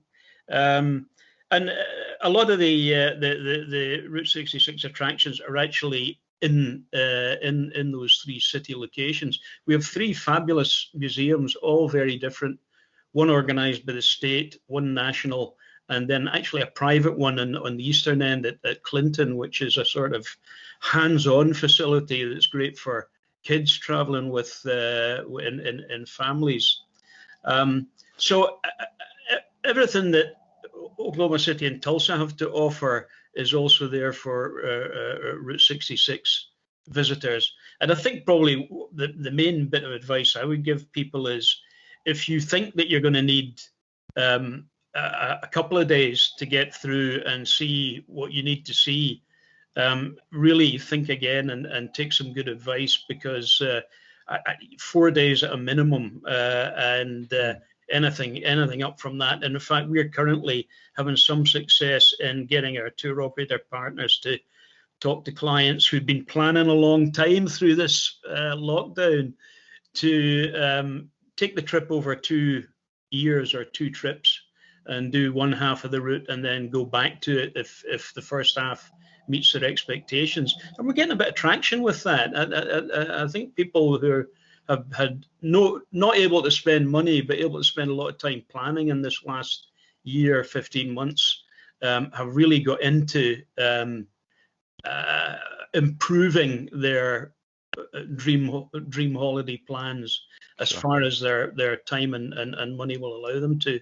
And Route 66 is a perfect candidate for that. Viara, an next one. When we talk, and this really applies across all of the South and in all of the states that we're covering today, but we talk about Southern hospitality, we talk about Southern charm, we talk about this tradition of hospitality. But, you know, at the risk of it being kind of turned into a cliche, can you give us what exactly is it? And more to the point, if we go to visit, how will we recognize it as different, say, from the kind of charming hospitality that you would meet in the West or in the Northeast or other parts of what is largely a very friendly country? It's a very, very good question, because, yes, the southern states, all of us here, are very, very different from what you experience in the rest of the United States. And it is all about the people and all about how they welcome visitors to this region. And you're always welcome with a smile. There is always a big welcome, no matter where you are, no matter if you're in the quintessentially deep southern small city like Mobile or Tupelo or Oxford or somewhere in Kentucky like Bardstown. You'll always be welcome. And you always be welcome with the same warmth that you will be in the big city like Nashville or Memphis or Birmingham or New Orleans. But I also want to like to think that what we always bring as part of this hospitality is that so warm food, because the states are all about feeding your soul. We call that soul food for a very good reason. And it doesn't matter if it's the barbecue or the jambalaya or the fried chicken. We are there to feed your soul. And also, of course, in the sounds of the music. I mean, you will find the music, as everybody said, everywhere and anywhere in the South. And it will be full of festivals and friendly experiences. And this is it. Everybody is welcome. That's what the region is all about. Peter, it just dawned on me that if you were an Irish visitor looking to travel to Arkansas, what's the most obvious port of entry into the state? I think we kind of touched on Dallas, probably. You reckon Dallas? Well, it depends which way you would do it, because it absolutely, and I think we're there. This is all about road trips, so it depends which direction you start. So you can start in Dallas. Dallas is just about an hour from the border of Arkansas, Texarkana. And it's a couple of hours up to Little Rock, and then you're on 2 hours more, you're in Memphis. But of course, from there, you can go on to Nashville. So there's no reason why you couldn't do it the other way around as well. and coming kind of into international, even starting in Atlanta and in Dallas as well. But I mean, Dallas is a major American hub. So, and I think there was at one point, not last year, year before, American were operating or about to operate Dallas to Dublin. So, fingers crossed that's coming back.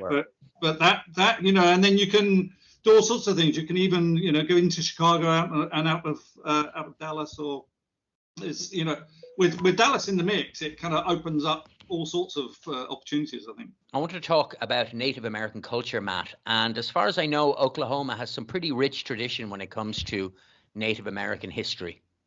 Yeah, and that's largely because the tribes, a lot of the tribes who were originally in what would now be Canada, and down in the southeastern seaboard and Florida of what's obviously now the US, moved or were pushed by circumstances and emerging governments into the center of the nation.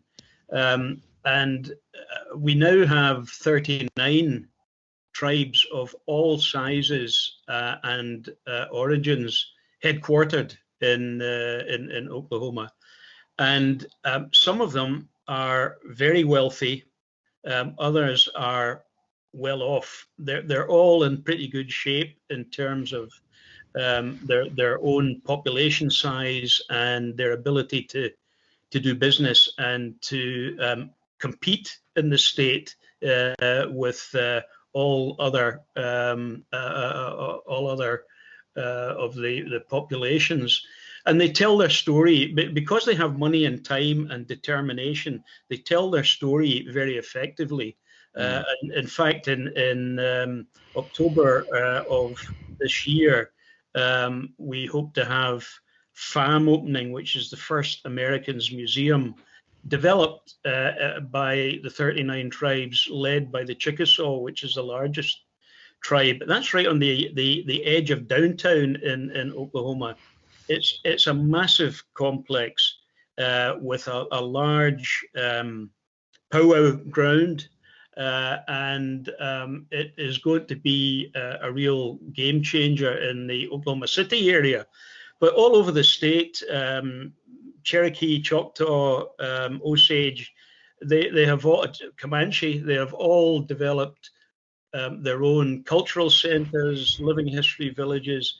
They tell their story very effectively, and it's a real focus for visitors. Now, Della alluded to it, certainly in relation to Georgia, but Andy, when we talk about the Deep South, and it's been mentioned by all of you, is music, jazz, blues, country, the roots of 20th century music, not just American music, but world music, really originates in this corner of the United States. But at the risk of being overwhelmed, if you had to give me kind of like a really, really fast primer on where I need to go to get to the roots of it, what should I do?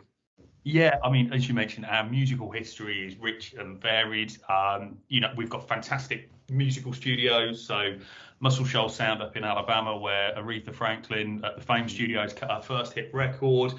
This sort of area forms what we call the Golden Triangle. So obviously from there, you can go to Sun Studio in Memphis, where Elvis cut his first track, and then up Studio B in Nashville. So you got these three fantastic recording studios, like you say, where all this iconic music came out of. But the roots of the music run deep in the Deep South. Obviously, the birthplace of jazz is New Orleans, the Delta blues in Mississippi, bluegrass in Kentucky, and then obviously the country music, which everyone's grown to love in Tennessee. So, some of America's greatest music legends were born in this region. They recorded in this region, and international stars, have come to record their hits as well. So, like I say, it's just a massive melting pot of all these different styles. And great places where all of these recording studios that I've mentioned, you can go to their working studios, you can visit them, and if you're really lucky, you get the opportunity to cut a record there as well. Wow! Obviously, my dulcet tones have not graced the decks as yet, but we're saving for a significant occasion. So yeah. But Andy, I suppose, I mean, that's all amazing stuff, and the history of it is incredibly important. And as a fan of the national TV series, I know that you can do this. But to hear it live, like I know that in New Orleans, you can go into the French Quarter and the various neighborhoods, and you can hear live jazz. I presume the same is true if you wanted to go hear live country music, live blues, live bluegrass, and so on. Oh God, yeah, absolutely. I mean, if you, like you say, you've mentioned that, the jazz music that you get in the French Quarter. We often say for a more authentic experience, if you just go a little bit further out somewhere like Frenchman Street, which is where most of the locals go, and that'll give you a really, really authentic experience of that particular music. If you work your way up the Mississippi, the river, obviously you can go to Morgan Freeman's bar, Ground Zero, where you've got, again, fantastic live music acts every night. So a couple of 100 miles up the road, completely different style of music, completely different feeling, etc. A bit further up from there, you're at Elvis's birthplace in Tupelo.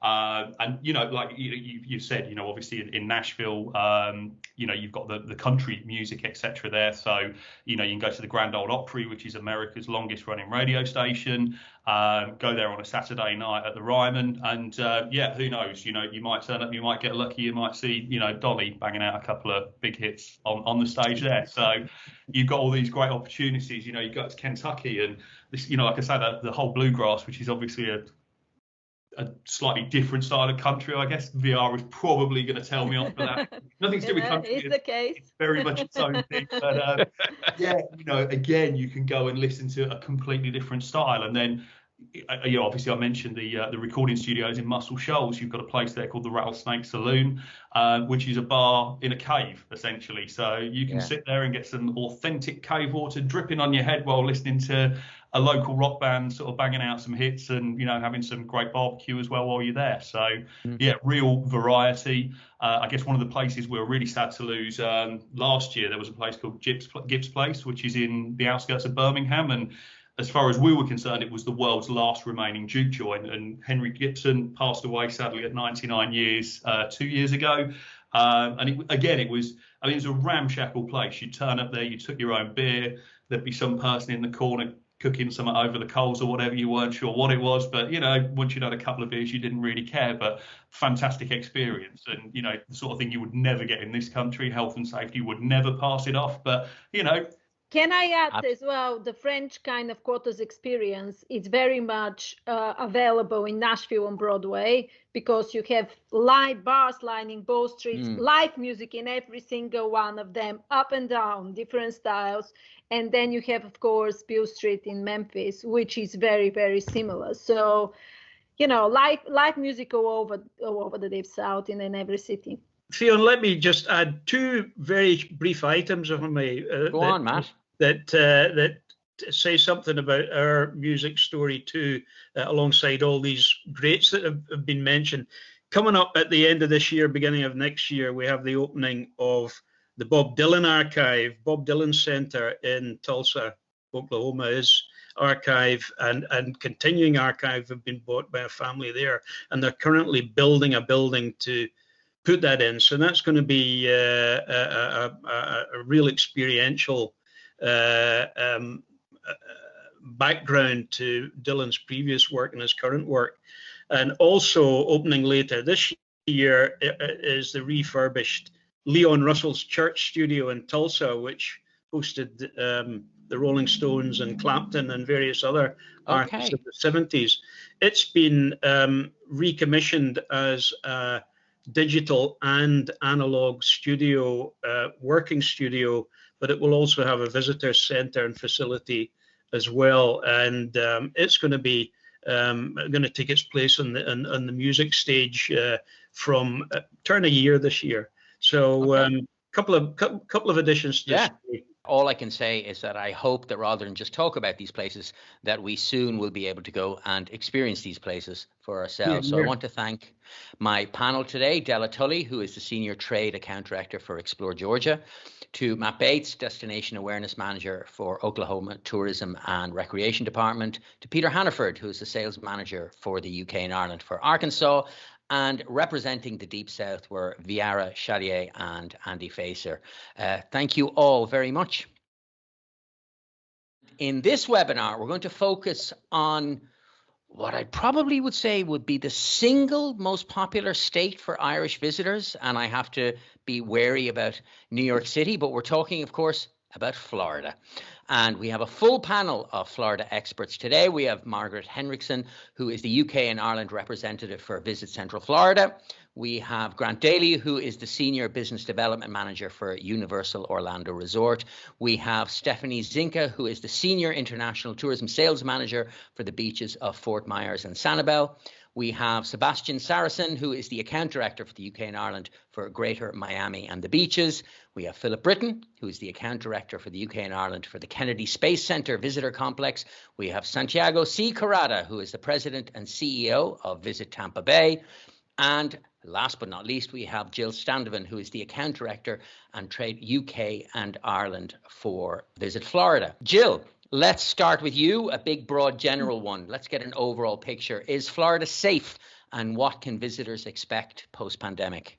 Well, you know, we're all very, very aware that safety is going to remain the utmost priority for visitors coming back to Florida next year or this year, hopefully. But they can be reassured that the diversity of Florida's natural and man-made attractions are absolutely COVID safe.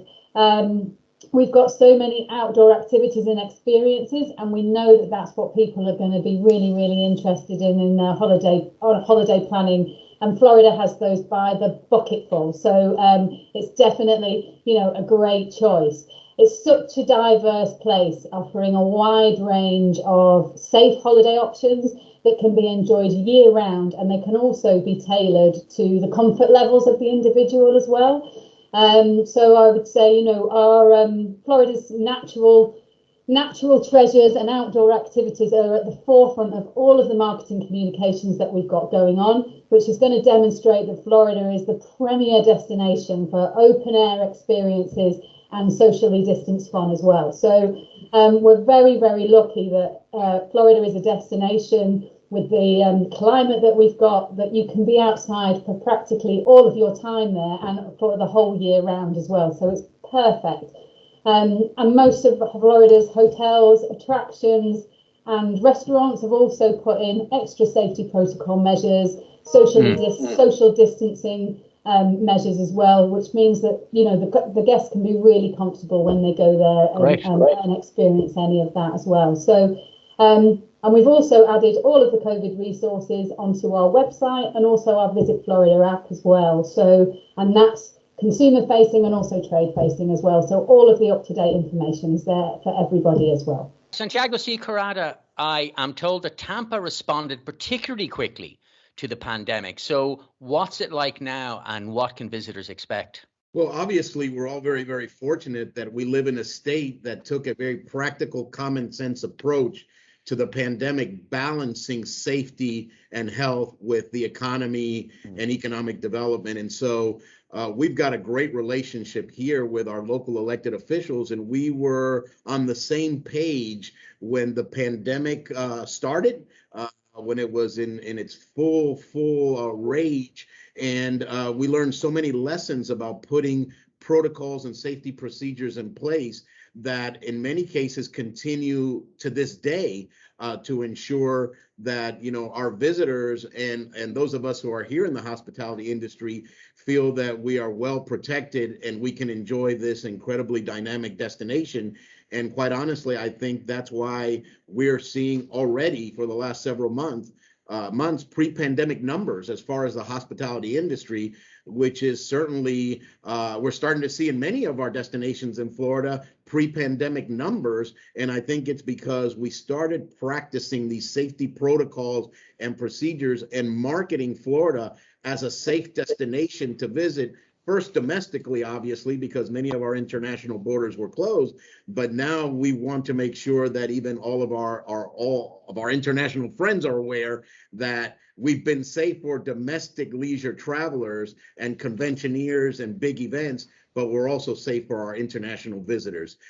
So I think we had a head start in Florida as opposed to other destinations around the country in welcoming visitors. Grant Daly, the theme parks of Orlando are huge attractions for Irish visitors. So At Universal Orlando, what is the guest experience going to be like for visitors who get to visit now or from here on in? I'm pleased to say that although we may not have been able to travel, we've been open in the parks now for a year. So we've got an incredible track record and proven health and safety record, and most importantly, in fantastic guest feedback from their experiences in the park. So, you know, it's very much getting back to business as usual. So by the time we do get to travel, you know, our Irish guests will be able to experience, you know, the parks as they're used to. Obviously, like everybody, we're used to COVID measures now, so we have a continued focus on the obvious things such as hand washing and sanitation and such. But one of the big changes that people will be really pleased to see now is that with regards to mask wearing, with regards to following CDC guidelines, is that we don't require masks to be worn all day long and in outdoor spaces. You only require them in an indoor environment. So for instance, if you're entering an attraction, a queue line on the attraction itself, retail space or restaurant prior to be seated. However, as well, if you are now fully vaccinated, mask wearing is optional as well. So really, again, we're getting back to normal in that respect. And I'm pleased to say throughout the pandemic, we've not required a reservation system to enter the parks as well. So guests still have that ability to very much visit on an ad hoc and, you know, with that flexibility to come and go as they please. Margaret Hendrickson, the last big job I had before lockdown was to write a guidebook on Orlando, Greater Orlando, and the Central Florida area. So it's actually the last destination I was in before I flew home and then spent the next 15 months staring at the white walls of my house. So outside of Orlando, I know that Central Florida has lots and lots to offer the visitor. It has. And in fact, I think that was probably the last job I did before lockdown, was helping you with that trip. Yeah, Central Florida, I mean, we're right just to kind of geographically place us. We're between the lovely Tampa and Orlando. So we're kind of 40 minutes, you know, to each destination. So we like to say that we're Polk County's Florida's sweetest spot because we are literally bang right in the middle.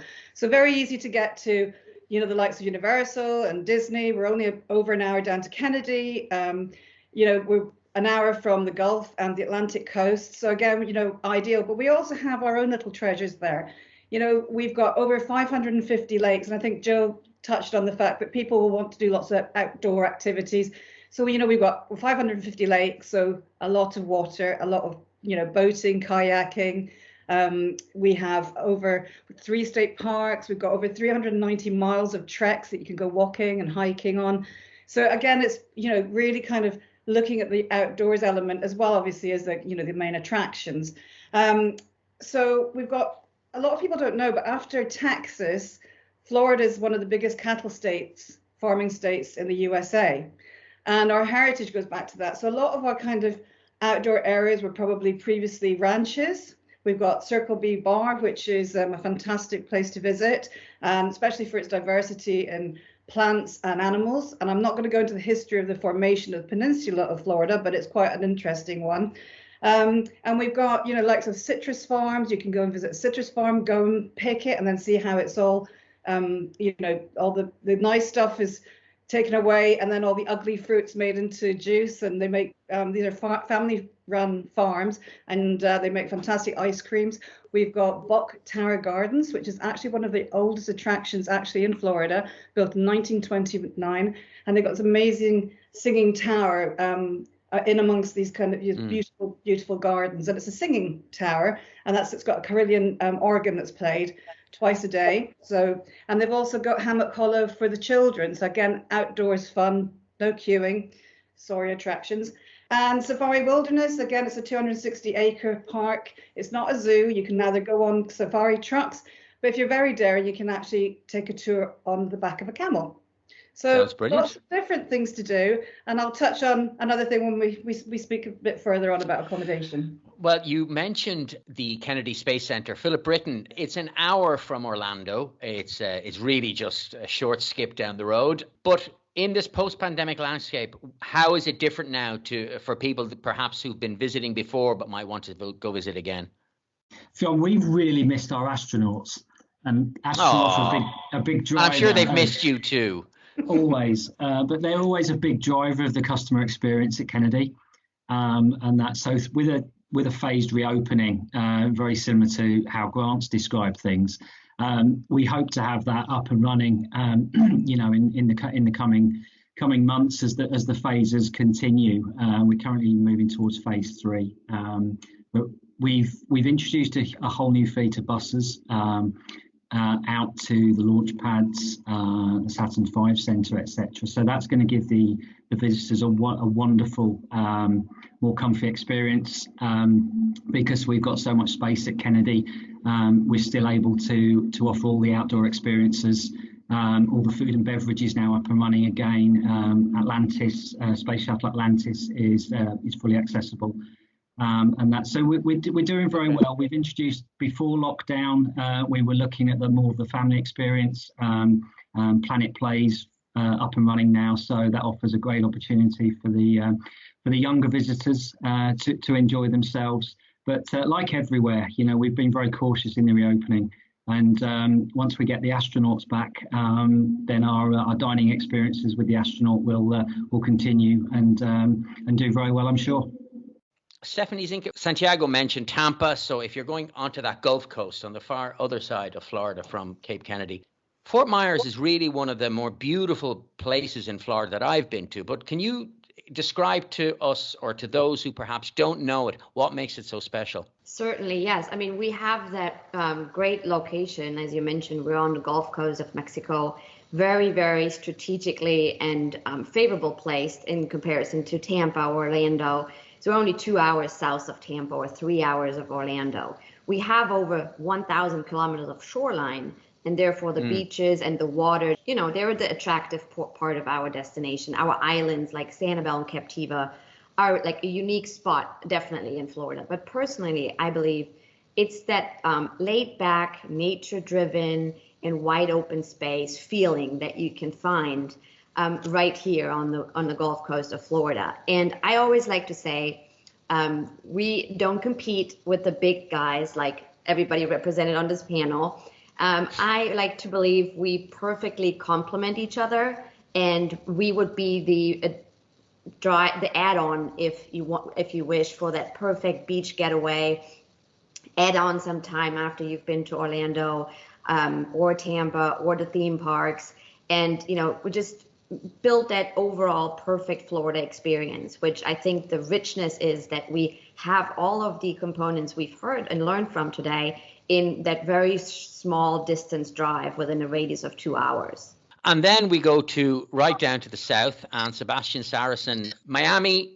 It's a lot more than just South Beach. It's a lot more than just South Beach. To actually associate Miami to South Beach would be associating Dublin to Temple Bar. Yes, it's there. Yes, it's popular. Yes, it's a lot of fun. But there is a lot more out there. We are the largest city in Florida, and there are dozens of neighborhoods to be enjoyed in Miami, starting with the beach. South Beach is a reasonably small portion of the beach, which stretches for 35 miles all the way up to Sunny Isle. So there are other neighborhoods on the beach which aren't as full on as South Beach. I'm thinking about North Beach, Bal Harbor, or even Sunny Isle. But then I think it would be wrong to assume that everybody going to Miami wants to stay on the beach.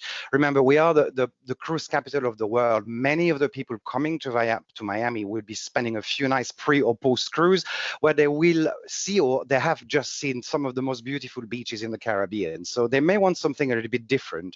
And it's just as well that we do have dozens of neighborhoods on mainland Miami that have come a really, really long way over the last 20 years or so. And they're very different.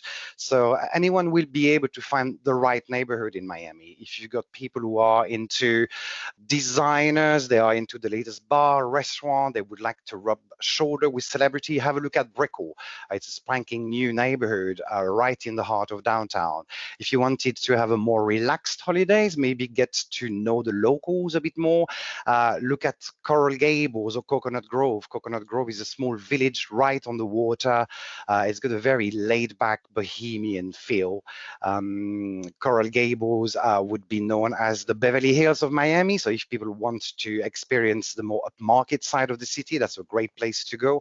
And there's a lot of very fun neighborhood that make a great day out. Really, my personal favorite would have to be Wynwood, which is right in the middle of Greater Miami, and it's just the coolest neighborhood you will find in Miami. It is probably the largest canvas for street art in the world. So plenty of graffitis and beautiful murals, and they change all the time. So you can go to Miami every year, and those murals will have changed from one year to another. There's a great scene for microbreweries as well in Miami. And then there is Little Havana. I would say there's no visit to Miami complete without a trip to Little Havana, which is not only at the very heart of the city, but it really is the DNA, the beating heart of the city. Remember that the population in Miami is very, very mixed, and there is a very large Latino and very large Cuban population in Miami. So yeah, it's much more than just the South Beach. There's plenty of neighborhood to be explored. Santiago, I mean, as Grant was saying, that the parks have been open for over a year, so Florida has been back in business for quite some time. Tampa, of course, hosted the Super Bowl at the beginning of February. Now that's all past now, but it's undergone some incredible development over the last few years. So what new hotel and attraction openings have there been recently? First, before I get onto that, I have to say it's so great to be on with our colleagues here, because I have been to every single thing that has been mentioned, believe it or not, and they are true to form. So everything they're saying, I can vouch for. In fact, I was just down in Miami last week, and I can tell you the Wynwood and the Brickell area that he's describing is just phenomenal. And again, been to every place, the space station, Bach Tower, so all pass holder to Universal, spend time down in Fort Myers, all incredible locations. And so back to Tampa, you know, this is a very resilient community. It seems that every time we're faced with a very difficult situation, people get hard at work. And so I'm often now embarrassed to say, because I get a funny look, that we picked up 2,000 extra hotel rooms during the pandemic. When other places were shutting down hotels, we were cutting ribbons. We've added a number of Aloft properties, Element. We opened our first JW Marriott during the pandemic. We are going to be opening a Marriott Edition property here very, very shortly. So we've come out of the pandemic with more inventory than we've ever seen in the history of this city and this location. And it didn't stop there. You know, Michelin rated chefs opening up restaurants. So if you want to have a great Italian meal, we have a fantastic new Italian restaurant in the historic district. If you want to have Asian Mexican fusion, we have a Michelin star rated chef that's opened up a new restaurant right in the heart of downtown. And believe it or not, you know, we have some attractions here as well. And Busch Gardens has been hard at work at adding new assets. In fact, they're about to open a brand new thrill ride, Iron Gwazi, that I'm excited about. I'm a roller coaster aficionado, a junkie, so I can't wait. And we added a cigar factory museum in, again, the heart of the district, the J.C. Newman Cigar Factory Museum, which you not only get a taste of our history, but you get to see how Cuban cigars are still being rolled in the capital of cigar making outside of Cuba. So many things have happened during the pandemic, and they are vitally important to our destination and are doing extremely well. Grant, the Velocicoaster opened at Universal earlier this month to much fanfare, and I think half of the world here can't wait to get over and try it. But looking forward into the next 12 months, what are the developments that we can expect at Universal? So we just opened Velocicoaster on the 10th of June, and it has been the most anticipated attraction in Orlando, and it's been great that we've been able to keep it on schedule and get it open for this summer. So it'll be there, ready and waiting without the crowds. You'll be glad to know when we get to finally travel as well. But the other great thing about it as well is that, you know, we've had a year, 2 years absent from market. So we have a whole range of attractions that guests have not yet got to experience. So last June, we also opened at Universal Studios Florida. We opened the Bourne Stuntacular, which was a very different kind of attraction, which is an indoor stunt show, but mixed with the most incredible high-tech, high-definition backdrop. So there's points where we have live action going on screen, merging with the digital imagery part, and you can really not separate the two. It really blurs the lines between the reality and the special effects. So we have that. And again, remember that, you know, we only had one summer where we opened Hagrid's Magical Creatures motorbike adventure, which, you know, Harry Potter, it always resonates so hugely in our markets. And we only had guests have that for one small glimpse of a summer, so they need to come and see that as well. So we've got 3 major attractions, but without a doubt, Jurassic World Velocicoaster is stealing the show. It's a proper world-class, highly themed coaster. You're talking the tallest coaster in Florida. It has 2 launches, 70 miles an hour. One puts you up 155-foot top hat maneuver, and then down an 80-degree drop on the other side as well. So, you know, tons for people to see. And I'm sure, you know, watch this space. There's always something new coming with all the parks. There's a fantastic range from all the parks opening new attractions coming up soon. But also we've been opening hotel product as well. So we've also now opened our 8th hotel. All of our hotels are open and operational again. But Universal's Endless Summer Resort, Dockside Inn and Suites, opened again. It's now ready to accept Irish guests. And that's our new value categories of hotels. These are hotels that offer those on-site experience and benefits, including, most importantly, the early park admission benefit to the Wizarding World of Harry Potter and Universal's Volcano Bay. But the prices start, get this, at under $80 a night. Margaret, I mean, Grant alluded to it there, but the travel trade here are especially keen on knowing everything when it comes to accommodations in the greater Orlando, Central Florida area. So is there anything that they should be on the lookout for going forward? Yeah, I think, you know, to Grant's point that, you know, we've had this kind of, can you call it a hiatus? You know, last year, 2020, Legoland opened its newest hotel, which is the Pirate Island Hotel, not Ireland, which is all things OR pirates, which is fantastic. So that will be new to the Irish market. And actually this year, if we do get to travel, it's Legoland's 10th anniversary. The other thing we've got over 6,800 hotel beds in the area, you know, from different, you know, from your Marriott's, but we're also home to over 7,000 vacation rental homes.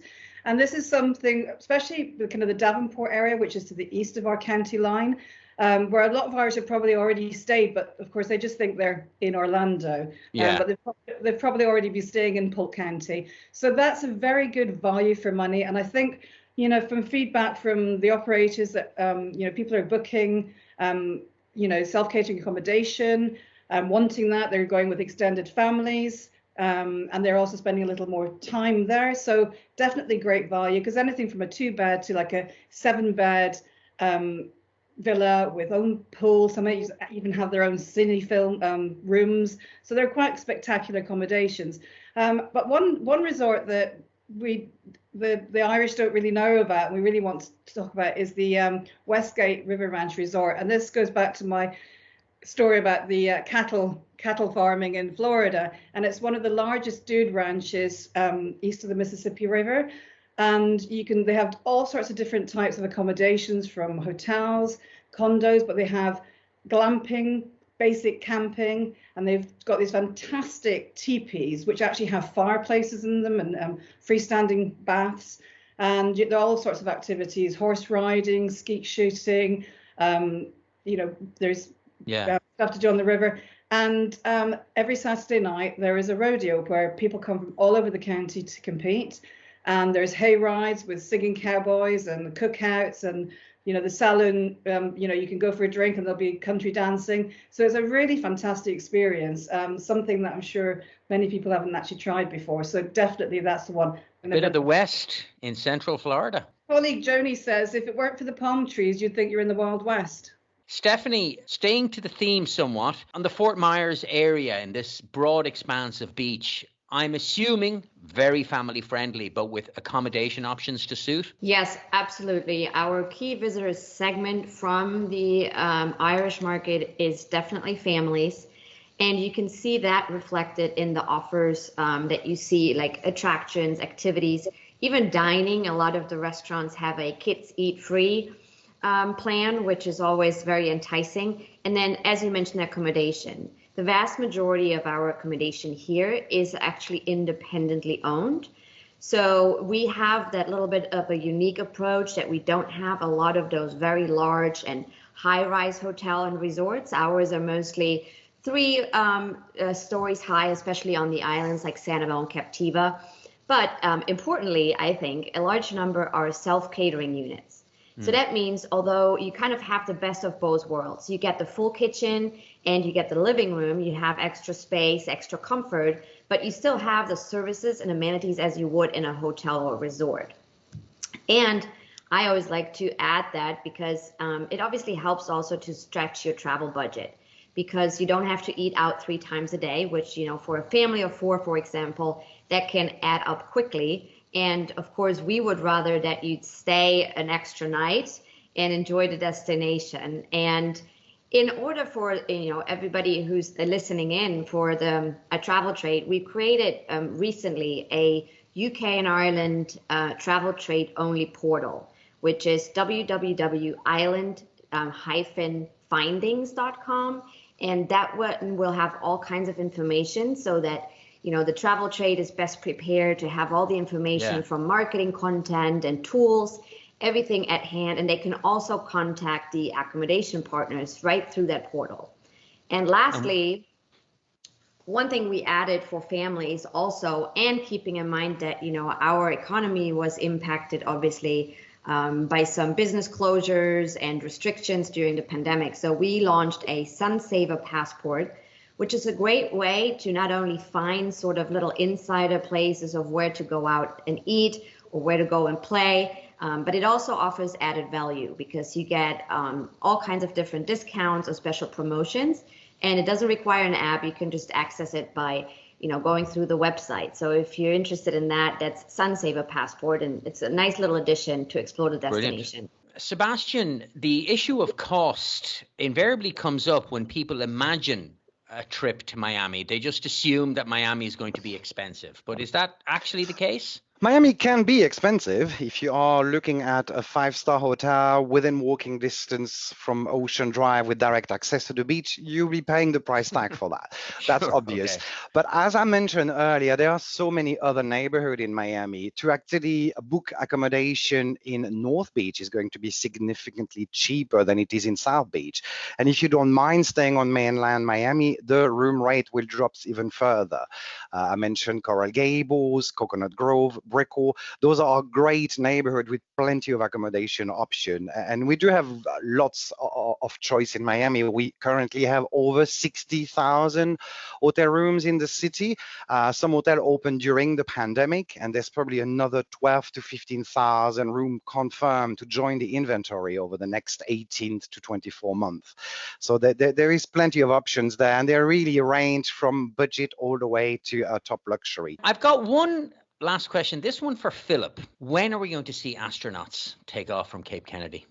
We did earlier this year. No, but when are we going to see it? When, you know, I want to go to Cape Kennedy. So do they have any scheduling for the next time? We've actually got a launch scheduled today. Wow. 2:56 p.m. Florida time.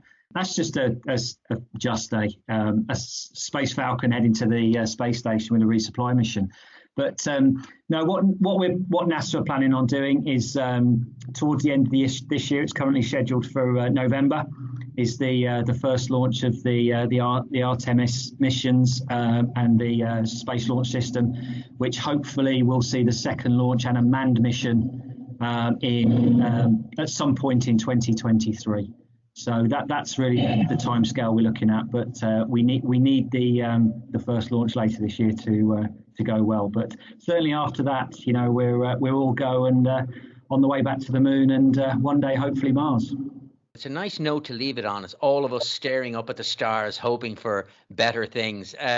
I want to thank all of my panelists. I want to thank Margaret Hendrickson, who's the UK and Ireland representative for Visit Central Florida, Grant Daly, who's the Senior Business Development Manager for Universal Orlando Resort, Stephanie Zinka, who is the Senior International Tourism Sales Manager for the beaches of Fort Myers and Sanibel, Sebastian Saracen, who is the Account Director for the UK and Ireland for Greater Miami and the beaches, Philip Britton, who is the Account Director for the UK and Ireland for the Kennedy Space Centre Visitor Complex, Santiago Cicarada, who is the President and CEO of Visit Tampa Bay, And finally, Jill Standovan, who is the account director and for trade for UK and Ireland for Visit Florida. I want to thank you all very much. And can I just say, I hope to see you all in person somewhere in Florida somewhere soon. Thank you very much.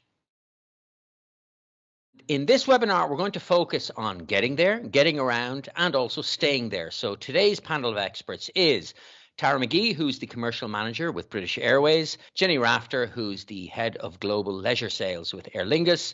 We have Nadia Clinton, who is regional sales manager with Delta Airlines. We have Paul Manning, who is the quality and services manager with Hertz. And we have Alexandra Rodriguez, Director of Sales and Marketing for the Beacon Hotel in New York, because we all have to stay somewhere when we get there. So I'm going to stick to getting there first. So the first question is really for the three airline representatives, and it's the fundamental one. Perhaps, Tara, we'll start with you. What changes should guests expect when traveling in terms of safety procedures, onboard experiences, etc.? Well, I would say, I suppose the first and obvious one is face masks. We require face masks at all times at the airport and on board. You're allowed to remove the face mask to for a reasonable time to eat or drink, but when you're not eating or drinking, it must be on. There's increased self-service kiosks, bag tag drop-offs, everything to limit the contact. Lounges, there's all additional measures in lounges that you pre-order your food, so there's no buffet service. And everything is minimizing contact. So there's hand sanitizers. We went into partnership with Dettol for extra. They supply all these hand sanitizers all over the airport, so you're always within a sight of one of them and continually use them. Boarding, self-scan boarding passes, everything, as it says, is to limit the contact. On board is relatively the same. It's the same service, great service, and the HEPA filters that everybody knows inside and out at this stage. But it's really just to stay in your seat and just listen to the messages. Everything has changed, and you might be a regular flyer up to 2 years ago, but a lot of things have changed, and just to listen to all the messages on board. Nadia Clinton, when travel eventually resumes, and we're all fingers crossed hoping that the United States removes Europe from its no-fly list in the immediate future, how has Delta mitigated the potential delays that will be brought on by needing extra documentation? So, for example, COVID certs or vaccination certs, etc. Well, we doing, we're really looking forward to the travel restrictions first to be lifted, as soon as possible. We've been doing a lot of, work, in terms of health and safety initiatives and implementation of, all the cleaning and just like every other airlines. In terms of the we're working on many initiatives, and we're currently doing a trial in London, for example, whereby we launched what we call the Fly Ready app. And with the app, the passengers are able, 7 days before they actually travel, they're able to get an email where they log into an app where they're able to check all the test requirements, upload their test results, work with some recommended test centers, and all of this to have all that information in one tool, one app that with basically a checklist. We feel that at the moment, with so many different destinations have different requirements, and we're hoping that this will solve the customer problem and make it into a seamless experience. That will be, we're doing different tests in different markets, but with the hope to be to roll out the initiatives across the whole network. And perhaps before we move on, Tara and Jenny, and you can answer this in turn. Obviously, British Airways and Aer Lingus are part of the IAG family, and British Airways was trialling the Verifly app. It was also looking at the IATA Travel Pass.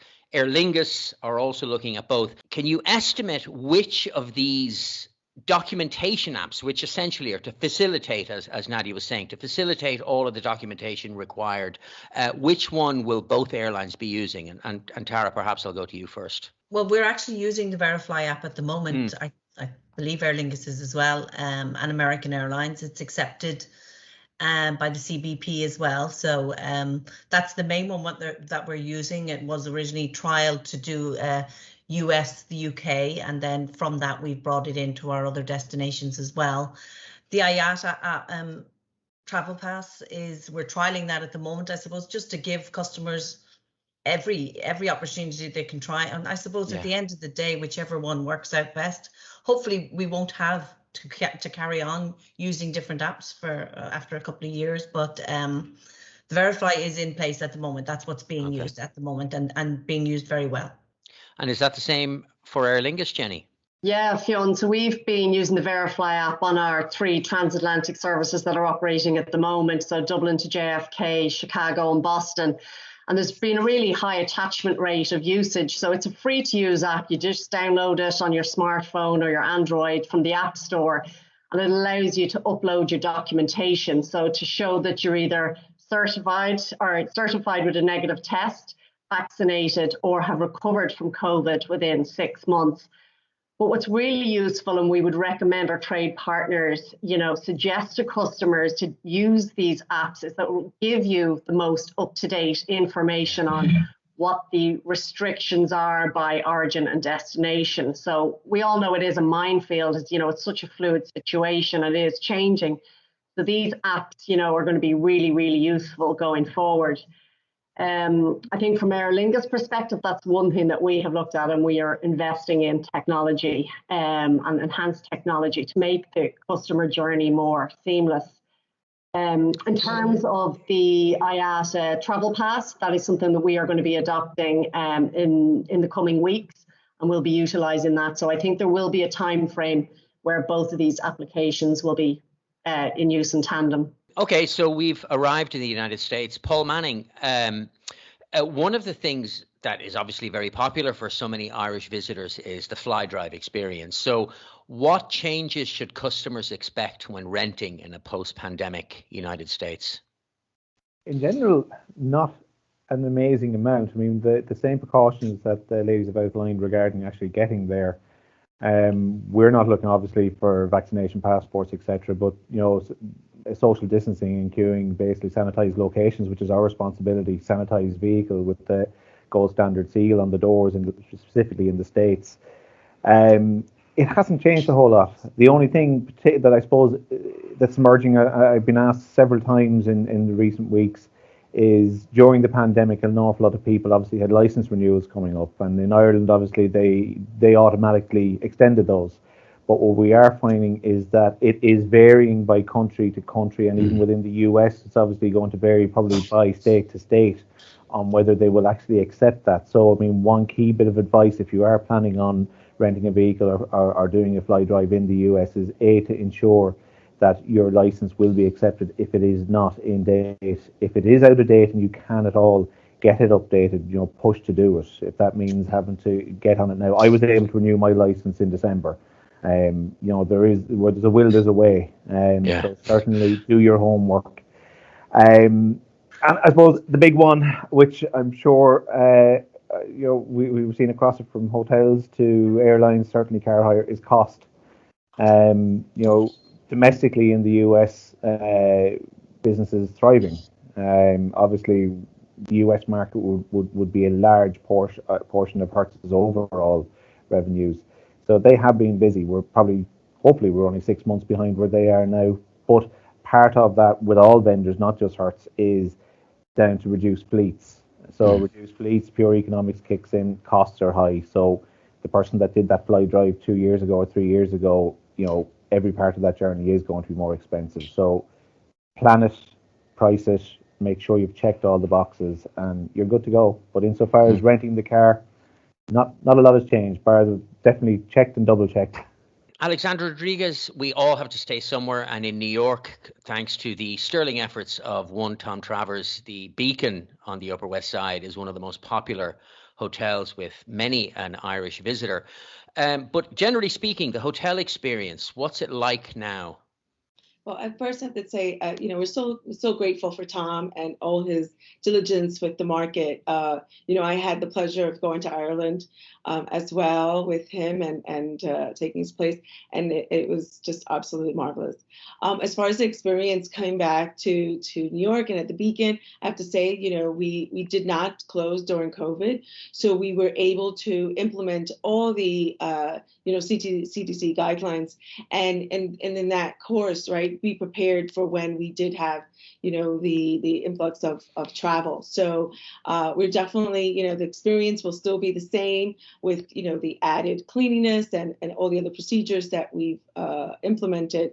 The staff has remained, so, the experience with the friendliness and everything we're so well known for will definitely be the same with a little bit more care, right? Because, if anything that showed us through COVID was that we definitely need that person-to-person relationships and partnerships. So we're definitely excited to welcome everybody back and seeing that, domestically, of course, we're doing really well, but we're really excited to welcome back our Irish friends. One of the things, certainly from observation, is that the United States has opened up more thoroughly, perhaps, than we have here in Europe. So the CDC has recently recommended that face coverings are no longer required for outdoor use, and that even for vaccinated persons, they are entirely up to themselves whether they want to use them indoors. So do you imagine that Irish visitors who are perhaps used to this European set of restrictions, and they vary obviously from country to country, but that in traveling to the United States, they're going to be met with a much more liberalized take on how to deal with COVID or post-COVID? Yeah, well, absolutely. Well, for New York specifically, we're already, past the 70% vaccinated, right? Yeah. So for us, seeing everyone walking around without a mask is become a norm at this point. For anyone, we still do have those that did not get vaccinated and feel more comfortable wearing their mask, and that's completely acceptable throughout the city and in restaurants or hotels. The liberation, I think, just kind of gives people that ease because we are already beyond that 70% vaccinated rate. So I think that's where the comfort comes from, not having the masks. Now, obviously, I mean, one of the many, many, many terrible storylines of the pandemic is that the airlines were absolutely decimated by the onset of COVID. And, they've all lost a ton of money. And in their efforts to recoup customers, they've all had to offer increased flexibility in terms of change because we just don't know what the situation can be from week to week. So, Tara McGee, what kind of flexibility is British Airways offering its passengers at the moment? Okay, we brought in our Book with Confidence. We brought that in on the 13th of March for new bookings, and then we extended it to all bookings. So the Book with Confidence means that if you make a booking with us today for travel up to April 2022 at this stage, you can change it free of charge. You can cancel it. You can change your destination date. And if you cancel it, you get a voucher which is valid until the 30th of April 2023. So if you decide you've booked to wherever in the world and suddenly you can't go or it closes or there's restrictions and you just don't feel like traveling, you've just made the decision, you can just opt up to 2-3 hours beforehand. No, don't want to go. And your ticket amount goes into a credit voucher that's valid up until April 2023. Nadia Clinton, what's it like for Delta? Yeah, very similar. We had to listen to the feedback of the customers, but also stay very flexible because things were changing and nobody knew that we were going to be in the same situation 15 months on. So we implemented the waiver to allow our customers to make changes up to December, at the moment, up to December 2022. And this is being revised pretty much month after month.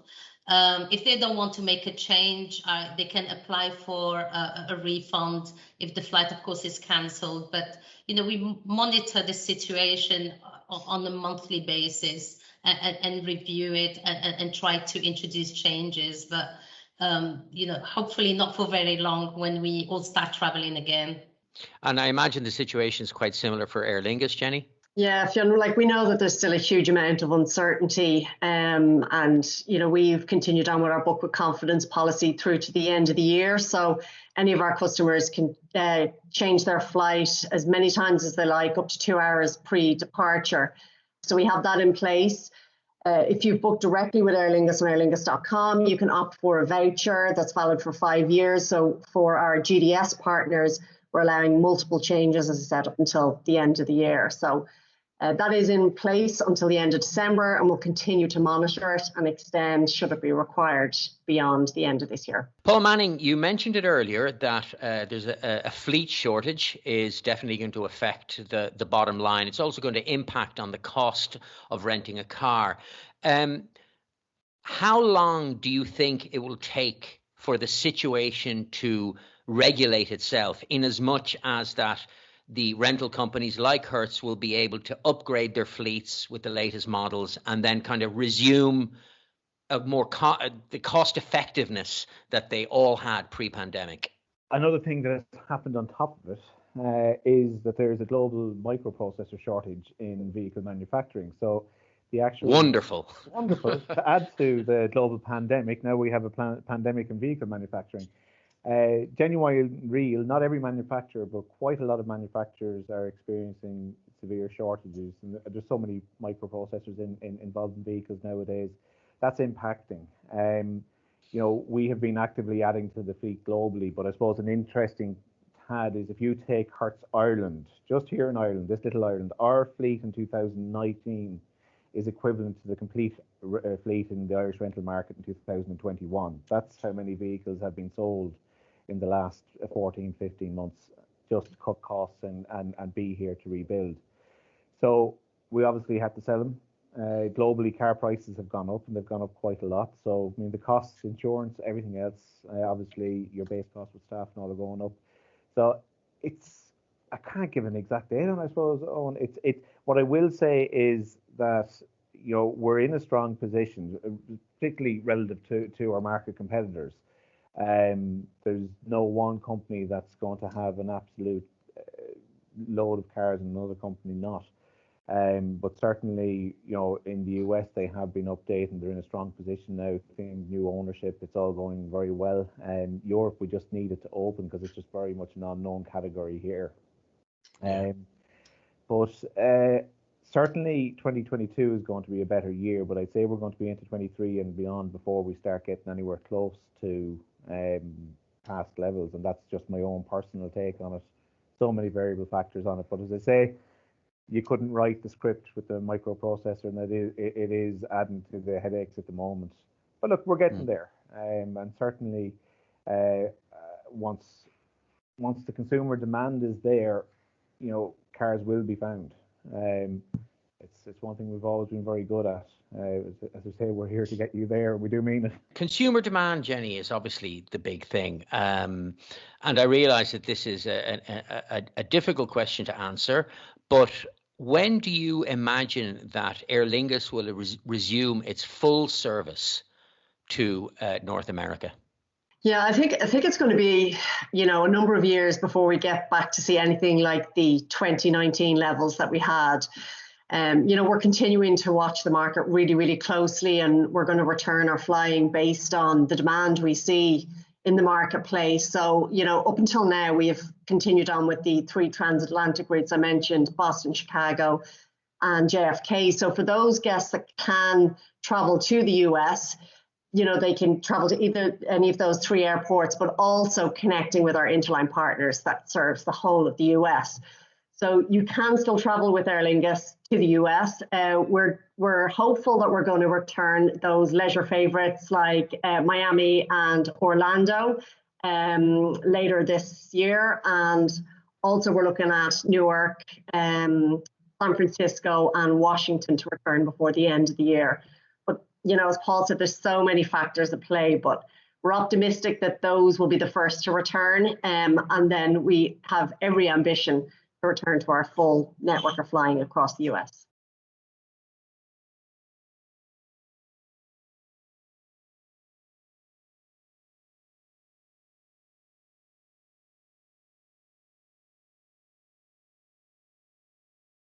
Well, we continued flying to the States throughout the pandemic. At the moment, we have about 10 flights going a day. Our die-hard routes are Boston, Chicago, New York, Miami, LA. And then obviously we have a partnership with American, so we code share on their routes, and then we have the interline connections, so you can get, as Jenny has said, to anywhere in the States. We have, like our partners, we have waited and waited for the US to open up, and we've had to push flights back. So it really is dependent, as everybody said, on travel opening up and the demand being there. But our network planning team have just been incredible throughout this whole thing, that as countries have opened or closed, they've been working 24 hours, getting it customers repatriated, getting flights open for new opportunities. And that the only thing I can really say is that when it does open up, that we'll react to the demand, and our Orlandos and our Tampas will all be ready to go. Nadia, one of the ongoing conversations that's been happening around aviation over the last year, and it's certainly getting louder and louder, is around sustainability and issues protecting the planet, so on and so forth. So can you share some of the conversations on how Delta is going to tackle this in the future? Yes, certainly. And despite the challenges of the pandemic, we remain very focused on the climate change and in investing in the carbon neutrality. In 2020, and this is pre-COVID, our CEO pledged a 1 billion investment in sustainability initiatives over a 10-year period. And we were very, very pleased this year, and despite all the challenges that the pandemic brought to us, he renewed this pledge, and we will continue with implementing those initiatives. The pandemic helped us accelerate, kind of some of these with our fleet renewal, for example. So in 2020 alone, we retired more than 200 aircraft early. We're investing in new aircraft that are about 25% more fuel efficient per seat mile. We expect the first delivery of the 25 Airbus A320neos by the first half of 2020. We're also spending about 30 million to address about 13 million metric tons of carbon dioxide emission. And this is from last year, from March to December 2020. And this is through like a portfolio, an offset portfolio. The carbon offset will definitely remain a priority for us. But this is while we really looking to invest in kind of more long-term solution, and SAF has been very much top of mind, I think, the last year. So we launched SAF agreements with Nike, Deloitte, and 3 corporates, and Takeda. We are the first they are the first corporate customers to purchase SAF that is facilitated by Delta. And we are confident that there'll be more to come. And yes, I think luckily this month we were we really worked hard actually to restart our recycling program, where we had to hold that due to COVID, because we had to introduce packaging again, making really quick decision on that. So really pleased that we started our recycling program. We eliminated the print version of our onboard magazine, and also like the duty-free on board. And this is really to save on fuel. So a lot happening in that arena for us. Tara, can we see a day when British Airways will be using a lot of SAF, sustainable aviation fuel, just in case? Yeah, definitely. Yeah. That's one of our initiatives that we started a couple of years ago, and we went into partnership, I think just there in March, with LanzaJet. So they are a facility in Georgia, in Atlanta, that are building they're partner with Sustainable Jet, the purchase of sustainable fuel from them to power a number of airline flights, hopefully from late 2022. And Jenny, I'd like to see the day when Aer Lingus is fueled by, fuel made from rotten carrots and disposed of cabbage. I think we'd all like to see that, but I suppose, you know, we're part of, you know, the IAG group. So as an airline group worldwide, we're committed to achieving kind of net zero carbon emissions by 2050. But from an Aer Lingus perspective, we're continuing to invest in modernizing our fleet. So we brought in the NEOs a couple of years back. So we're continuing to bring in the NEO long range aircraft, which are really fuel efficient. They've got lower emissions and noise. So, I mean, they represent, I think it's like a 23% fuel efficiency versus like a Boeing 747 and like 50% kind of noise reduction. But also with those aircraft, like they're single aisle, the range, they're going to offer us probably more frequency on transatlantic flying. So loads of advantages, and we're going to continue with that. But it's hugely important to us as an airline. It'll be an interesting experience flying transatlantic on a single aisle narrow body. We used it on Bradley.